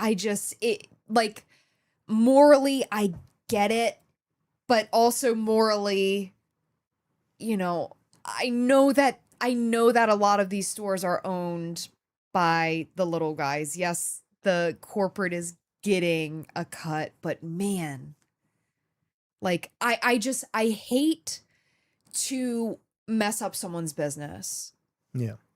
The BAM model puts franchises into debt. Crystal was claimed to have owned $200K as stated by BAM. So take that with a grain of salt. You have to pay vendors that are authorized by BAM. It's MLM. What's MLM? Multi something marketing company. Okay, I got it. Let me get that. Local stores are basically hostages. So, it's awful. Multi-level marketing. It's basically a pyramid scheme type thing. Okay. So just so you're aware, to the person that said I'm always on my phone, that's why I'm on my phone. I'm trying to answer things as well as I can. Stop defending it, please, Heather. Stop defending. No, listen. I hate fucking idiots. No, I get it, but there's no reason to defend it. It's over. 100% agree. Scumbags. I remember I saw a video from a big Lego YouTuber, and she mentioned that Josh planned to buy 20 to 50 bricks and minifigs. Now with this scandal, I don't see that happening at all. Interesting. Since Bricks and Minifigs sort of distance themselves from Josh, I don't think he can. I think that game's over for him. I heard on another video, because remember we were sort of confused as to since the Oregon store that Josh and Brandon owned had shut down, they put that statement out where they're like, we're cutting ties with those two guys. And we were like, well, what the fuck does it matter now since the store shut down? Well, apparently one or the other, or maybe both, had owned a store 2 or 3 hours away from that original store. Right. Yeah, right. So okay. I don't think that they can. Okay. This is Zombie Monkey. Thank you for the super chat, buddy. We appreciate you. Thank you, Zombie Monkey. Someone needs to open a new Lego store and call it Shitting Bricks to give an alternative for people. I love that idea. It's a great idea. That's a great idea. Great comments tonight. So real quick, I do want Heather to go into Mischief Toys and what we're up to. We do have big news coming from all sorts of different facets of Mischief Toys. We'll explain to you what Mischief Toys is if you're new here and kind of get into that. But I do want to mention this channel and what we are. We've been around since 2017, August of 2017, believe it or not.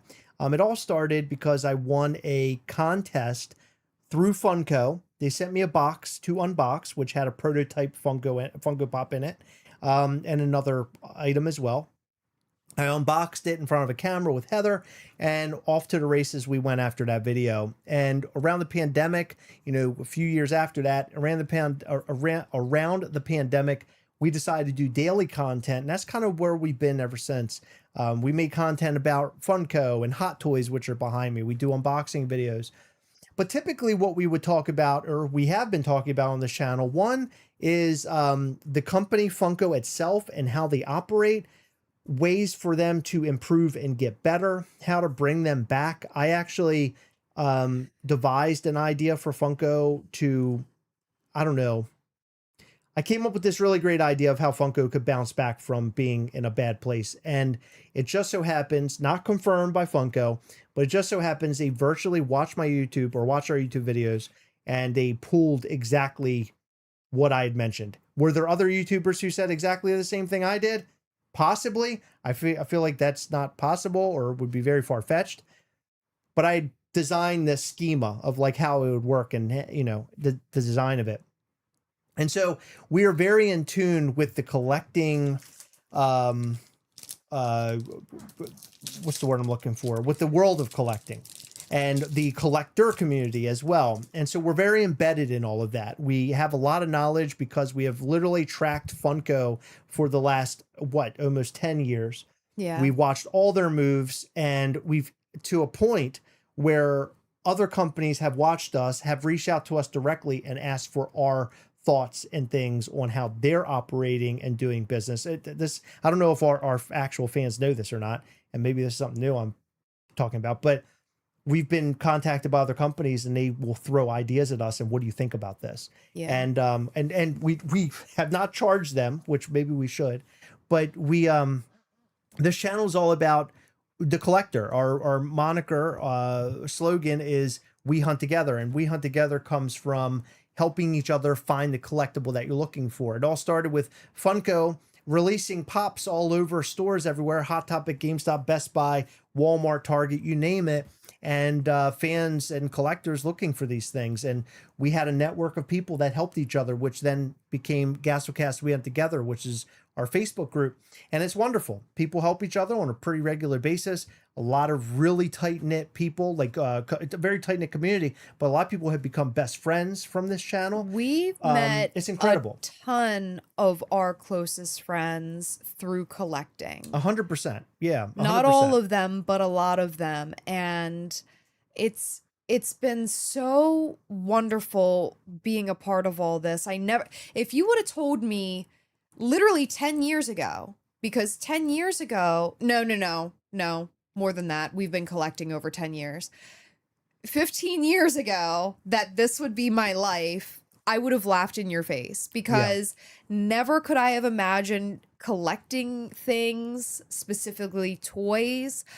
But we've had so much fun. We've made so many friends. And it led up to us owning our own toy company called MISCHIEF Toys. And with MISCHIEF Toys, we produce limited edition vinyl, resin. We do enamel pins, which I'm going to get into a drop that we're having tomorrow. And this is one of our most limited pins. I'm very, very, very excited about what we do. I love what we do. And I feel like we have watched other companies so much that we have gained knowledge on how to do things and how not to do things, and how not to do things is exactly what Nailhead said, is to do the opposite of what Bricks and Minifigs has done. So thank you, Bricks and Minifigs, for a lesson to other companies. But at MISCHIEF Toys, we create our own designs. We give them stories on their boxes. And we have a lot of fun doing what we do. The MISCHIEF Toys started with a character named Ghastly that I created literally in bed one night on my phone. I drew a picture of this character. I showed it to Heather. We both thought, oh, this guy's pretty cool. Shared it with our YouTube audience way back when, in the 2020, no, actually 2019, I think. I think so. We shared it with the audience. The audience loved it. We started developing pins. We sold enough pins to make our very first vinyl toy, and then off to MISCHIEF Toys. Growing MISCHIEF Toys started right then and there. We have since worked with Guar, the band Guar. We're working with Jay and Silent Bob. And all sorts of other, Return to Living Dead, we're going to be working with, and all sorts of other properties. So we're growing slowly. This is a very organic growth. And we've picked up a lot of fans along the way, and we thank all of our fans and thank you guys for watching this video and watching this live or watching our content, because when you see Mischief Toy stuff there, you might bring you on board, right? So it's a way in which to market Mischief Toys, which is great. But we do have a brand new product that we will be dropping tomorrow. Yeah, I want to talk about that in a moment, but I also want to I just want to say that I love our unique perspective, because we started as like a Funko unboxing sort of channel. We eventually got into news about Funko as well as other companies. And I feel like our knowledge now that we own a company versus our knowledge before as solely collectors is very unique, because there's not a crazy amount of toy companies out there. And I would say we're probably the only or one of the only toy companies that also discusses other collectibles. So we're a channel that discusses collectibles other than our own. And I feel like we offer a unique perspective, because when we as collectors might get frustrated about something selling out or whatever, or maybe something doesn't go right for a company or whatever, we also have our business hats that we try to put on. And we're like, okay, we're frustrated as collectors, but on the business side, this is what we think may have happened, or, you know, there could have been. We try to offer our best perspective as both a collector and business owner. But anyway, our drop tomorrow is so awesome. We have decided that this year is like our origins year. We celebrated 4 years in business in January, and our very first pin set featured our character Ghastly, and it was a 4-pack pin set. We had a red Ghastly, a pink Ghastly, a green Ghastly, and a blue Ghastly. And we sold those pin sets to people who wanted to purchase them. We literally told our YouTube audience, hey, if you want to purchase one, email us and we will give you our PayPal email. They would send us whatever it costs. We would ship it out to them. And that was it. And now we have like a full-blown business. And we're celebrating that 4-pack of pin sets. We have dropped a few pin sets earlier this year for our anniversary with some other characters, but this character is very special. It is our favorite summer character. It is Tiki Ghastly. It is our character as a Tiki, and we're selling him tomorrow at noon Eastern, so 12 p.m. Eastern on MISCHIEFtoys.com. It's limited to just 50 pieces. Each of them is hand-signed by the both of us and numbered. And this is sort of a play on our original Ghastly pin set. So tomorrow, Monday, June the 8th, 12 p.m. Eastern, MISCHIEFtoys.com. These will go up for sale. And we actually, last night during our Patreon call, gave 15 patrons the opportunity to purchase a set of these live. Yep. And so tomorrow, not all 50 are going to be available. We have 35 available tomorrow. Yep. It's going to go fast, but we wanted to do something special for our patrons. Absolutely. Patreon is a great place to show your support to the channel. Not only watching this channel and hitting the like button and hitting subscribe button, coming back and watching all of our stuff, commenting and engaging with us, but also supporting us through Patreon. We go live with our patrons every single month on a random Saturday. We hang out, do giveaways, show you upcoming Mischief toy stuff. It's a great time. Highly recommend it. Go and check it out. Patreon.com/Gastlecast. It's $5, $10, and $20. You can join and kind of take a look at all those different levels. But what I will tell you is $10 and $20 get you a part of all sorts of giveaways that we do during those live calls. So go and check that out. We have a ton of comments here that I want to get to because there's just so much. I'm going to try to catch up. Let's see. I'm watching Family Guy. Oh, no. Okay. Talking about Family Guy. We talked about that last night during our Patreon. Let's see. Oh, my goodness. There's so many comments. It's hard for me to get through them. I'm going to quickly just run through. Hold on. I'm trying to see what I got here, Heather. Did you find any that were good? Yeah, so Nailhead said that they're into some vintage tin toys from the 1950s. Oh, awesome. That is really interesting. That is interesting. I was actually talking, okay, long story short, I'm old. I hurt my hip. I've been going to physical therapy for it. I'm almost healed. Don't worry about me. I'm good. But my physical therapist was talking about a vintage toy. It was a toy, I want to say it was a boat or a duck where you light like a match or something in the back of it and it propelled it. I find that so interesting. I love older toys. I'm not super into all that. But I just when I come across these little tidbits about things like older toys, I'm like, man, that's fucking cool. Yeah. Because it's before you had like, you know, Funko, where you have all your favorite characters pretty much as posed toys. But I love interactive toys, and that was like really cool. Yeah, no, you know, there's so many different things to collect out there. Obviously, in this live and what we've been talking about lately, Lego. And obviously, we're not necessarily talking about Lego as you typically would and about collecting it.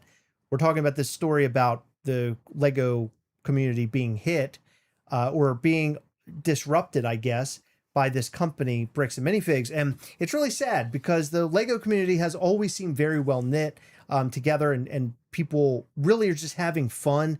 Never seems like there's a lot of drama in the Lego community from what I can tell. I mean, you know, obviously you're going to have your bits and pieces here and there and content creators, but overall, it just seems like a really fun community. So having something like this happen in any community, if we're talking about anything, like if this happened in Funko, which you and I are like super embedded and discussing Funko related stuff.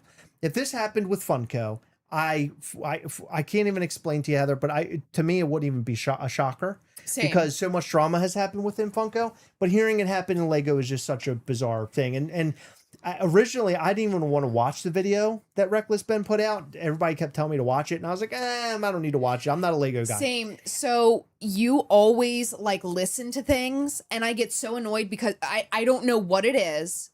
So I get very overstimulated with sounds, and oftentimes, like, if it's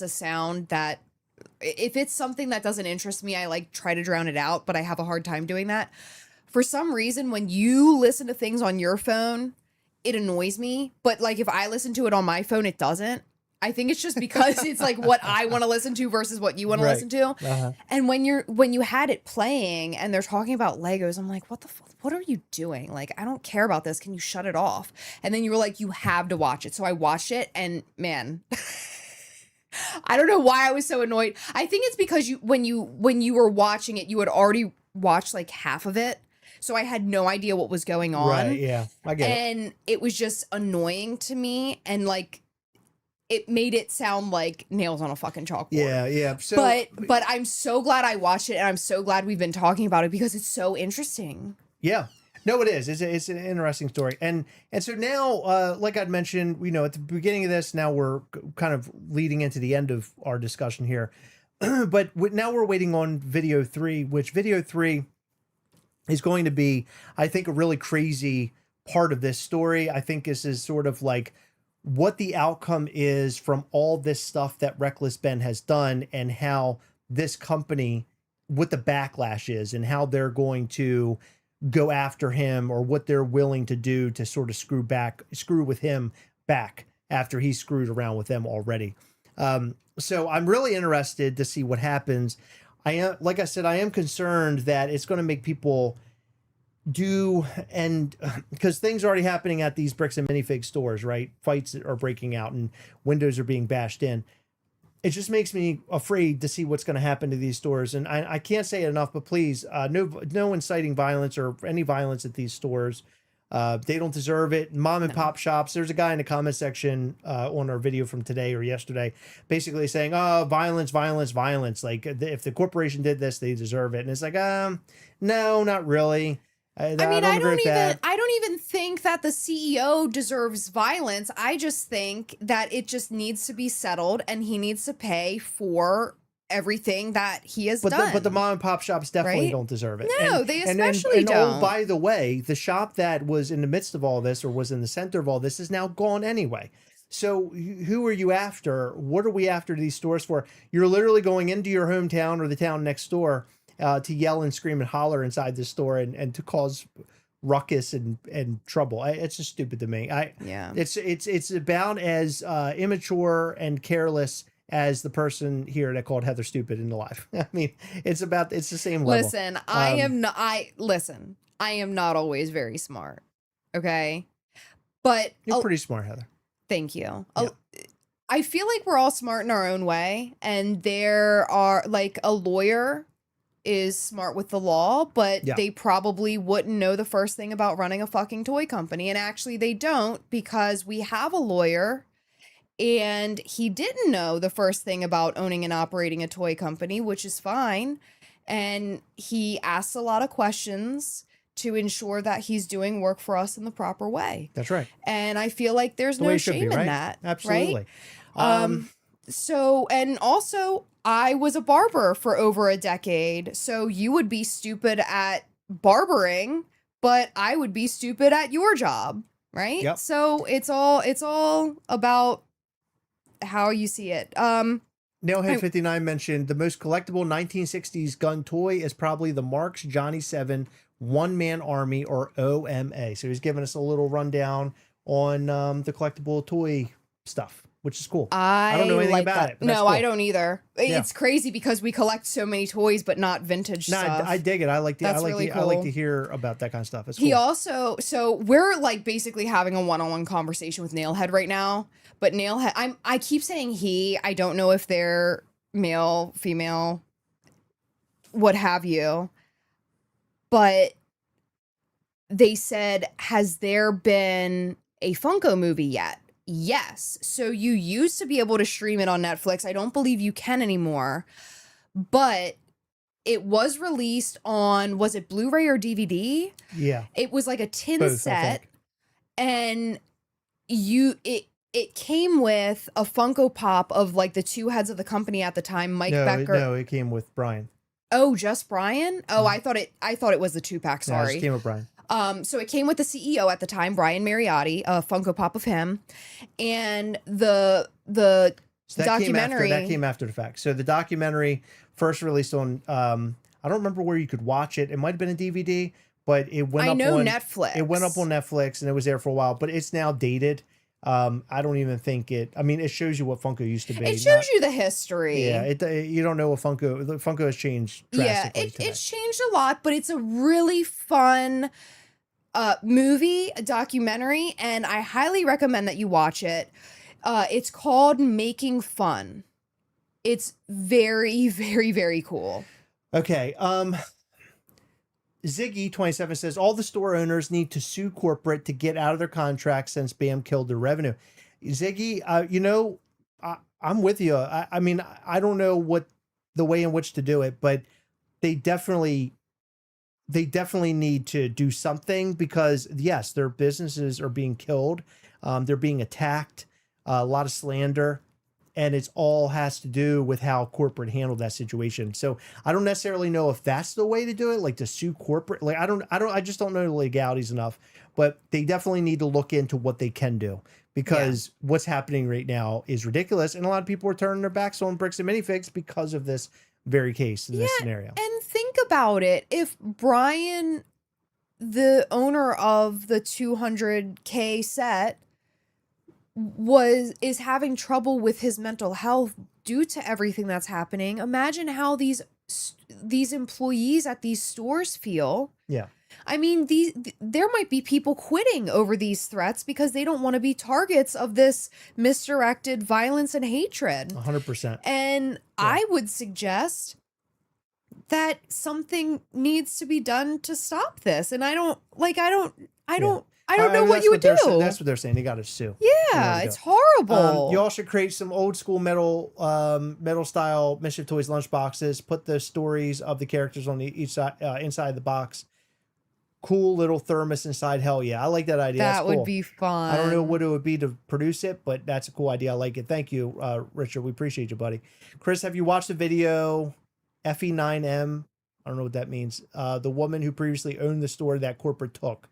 Yes. So that is the Gormans. Gorman, Yes. Gromans, yeah.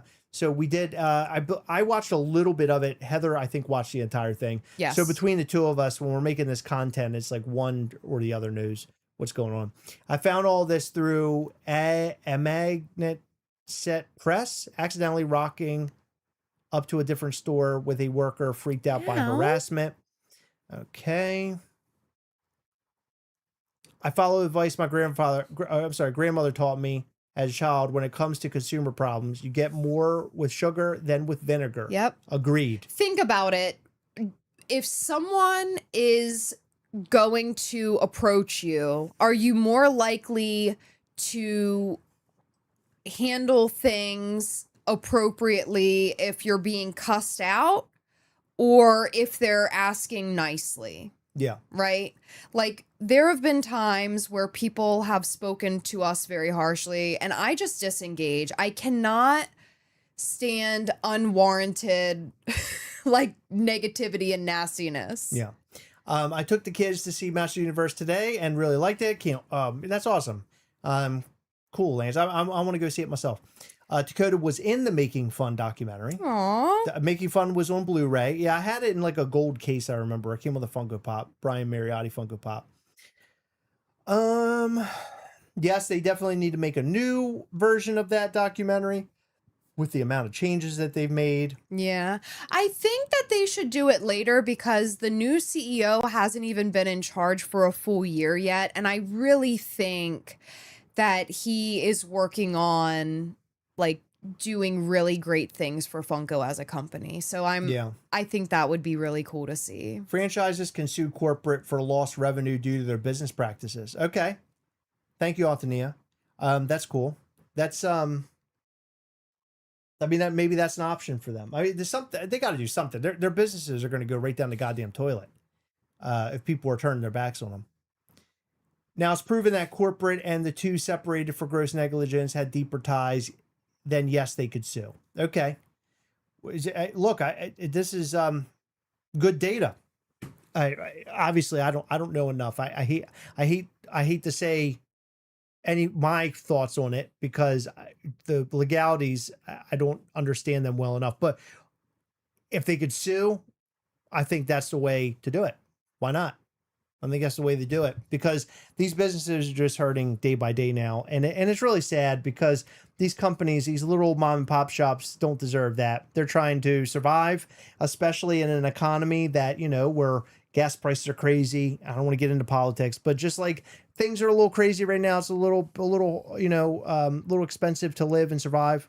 Yeah. And so these businesses having problems on top of that sucks ass. So I hate to see that. Yep. I bought a hybrid in January. Perfect timing.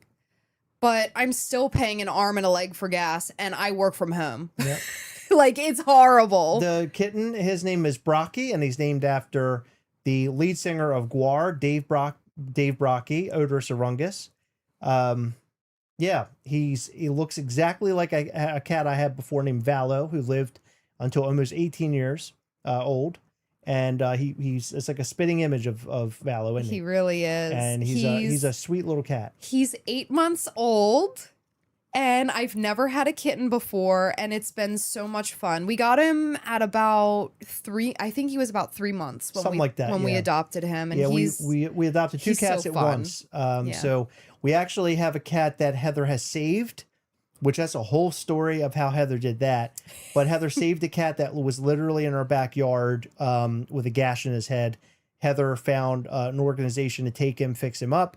They dropped him back off after that was all said and done. They actually lost him for almost a month over at the location that they took him. But then when they captured him, they dropped him back off in our backyard because that's how they do it. They pick him up and then drop him off in the same place. Yeah, TNR, trap, neuter, release. Yep. And so they released him here. He hissed at us. We never thought we'd see him again. And now he lives in our home. And he is the greatest cat ever. His name is Fritzy. We actually made a Mischief Toys Ghastly figure based on Fritzy, which he's actually behind you. He's literally directly behind you. Yep. He's right behind you. See him? Oh, fudge. Yeah. But we made this figure based off of based on Fritzy. And gave money back to the organization that picked him up and dropped him off, which was Save Cats of Anne Arundel County. So Yep. one thing about having Mischief Toys, and I don't want to harp on this because I don't want to keep talking too much about Mischief Toys because I know you're here for other reasons, but Mischief Toys, we're so small, we have opportunities to give back to charities that we appreciate and care for. One of them happens to be Save Cats. We're also going to be donating to the ASPCA of Annapolis, not too far away from us. That's where we adopted these two cats. And of course, the cat Ballo, who had passed away.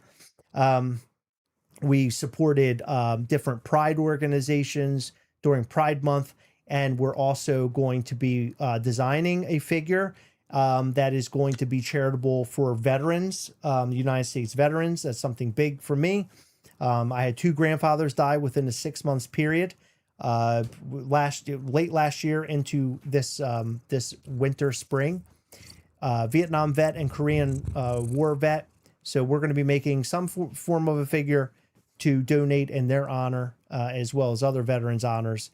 And make some apparel, shirts and hats and all sorts of cool stuff. So if you like vinyl toys, you like charitable things, you like little creatures like Ghastly that we've created, highly recommend that you go follow us at Mischief Toys. Go to our website, mischieftoys.com, and sign up for our newsletter. There's a lot there that you can find and check out and see what we're doing over there. But in terms of this story, I really appreciate, one, that you guys tuned in. We do this every Sunday. And actually, we're going on a lot longer than we normally would, but only in the fact that this is a topic that we're so engaged in, we're so involved with right now. And I love hearing from new folks that have shown up tonight and wanting to learn who we are, what we do. That means a lot to me to be able to tell our story a little bit along the way. But we're going to be bringing you more content about this story as things develop. We'll have new content every single day, and maybe sometimes we'll kind of go off track a little bit, talk about Funko maybe, or we'll talk about Mischief Toys maybe, or a company called Thrilljoy, or talk about a new film that we saw, Scary Movie, the new horrible Scary Movie film, which we haven't reviewed yet, which was the worst thing I've ever seen in a movie theater. It was horrible. We can go and talk about that. I'm going to go see Master Universe tomorrow. Maybe we can talk about that in a video because I'm excited about that. We do all sorts of stuff here, so come back and watch us, follow us, and hit that subscribe button, a little bell, and hit the like button, and communicate, comment. We love to engage with you in any way we can. He just bites fingers, man. Yeah. He's a wild little kitten, isn't he? Yeah. He's very playful. He is playful, but he tears my shit up. I'm used to lazy cats, not playful cats. I'm telling you. Zion Monkey says he's wearing his Fritz shirt today. That's awesome, Aww. dude. That's amazing. I love to hear it. I'm 3rd gen vet, and my mother's father was in World War I. No shit. Holy That's cow. incredible. So I actually have a family member who was in World War I. He was a medic, and not a town away from where we live today. We're in a place called Glen Burnie, Maryland, Brooklyn Park, Maryland, which isn't too far away. If you're ever in Maryland and you're going through Brooklyn Park, which most of you probably will never do, there's a cemetery down there, and you'll see on it's a road called Ritchie Highway. You'll see a gravestone. It says Gast, which is my last name, in really big letters. It's the biggest gravestone. I don't know. Have you ever noticed it? No. It's the biggest gravestone. That's what Cedar Hill's down here in Glen Burnie, right? No, Cedar Hill's Brooklyn Park. Brooklyn Park. Is it? Yeah. But is Cedar Hill the one? It's right before you get to the dentist building on the right and Hammond's Lane on the left. Right? Yeah. Okay, so that one that has the big tombstone. It says Gast in it in real big letters. That's I've the never World War noticed I that. vet. Yeah, he's in there.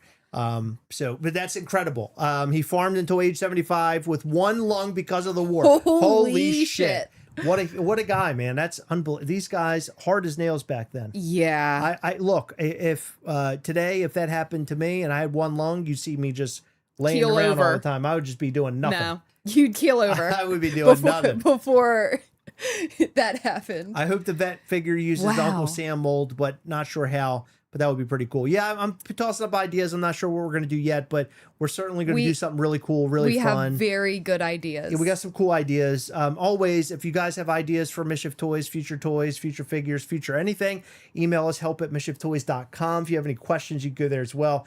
We're always open to hearing out ideas and maybe thoughts and all that kind of stuff. Collaborations too. So you can hit us up there. But for this live, look, I'm tired. I'm worn out. We stayed up very late last night for Patreon. I am worn down. We did cardio today at the gym. I thought I was actually going to fucking die. You know what's crazy? I thought, like, going into the gym, I sort of had like a dull headache and I was very tired. We didn't get up until the afternoon. It was incredibly we never sleep that late. And I was up until 4 a.m. Yeah, I was up pretty late too. I think it was like 3 or 3:30. I was tired, man. But when we walked into the gym, I was like, I don't even think I'll be able to do a full hour of cardio. Yeah. But I did. I pushed through it, and I felt very good about it. I just felt disgusting. I'm so glad we got in there and did the work today, man, because I was not feeling it, but I'm glad we did it. But look, we appreciate all of you guys. Thank you so much. We'll see you back here live again next Sunday. We'll be hanging out. By the way, I did not mention this. I wanted to mention this. We will be at Living Dead Weekend in near Pittsburgh next weekend, which is at the Monroeville Mall, which is where Dawn of the Dead was filmed, my favorite film of all time.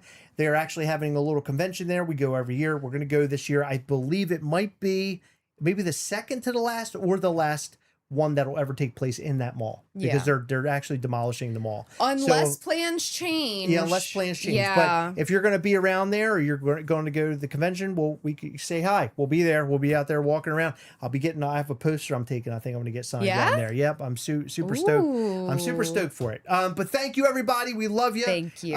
We appreciate you, and we'll see you very soon. Look out for new content every single day this week, and go and get yourself that pin pack tomorrow. Only 35 of them.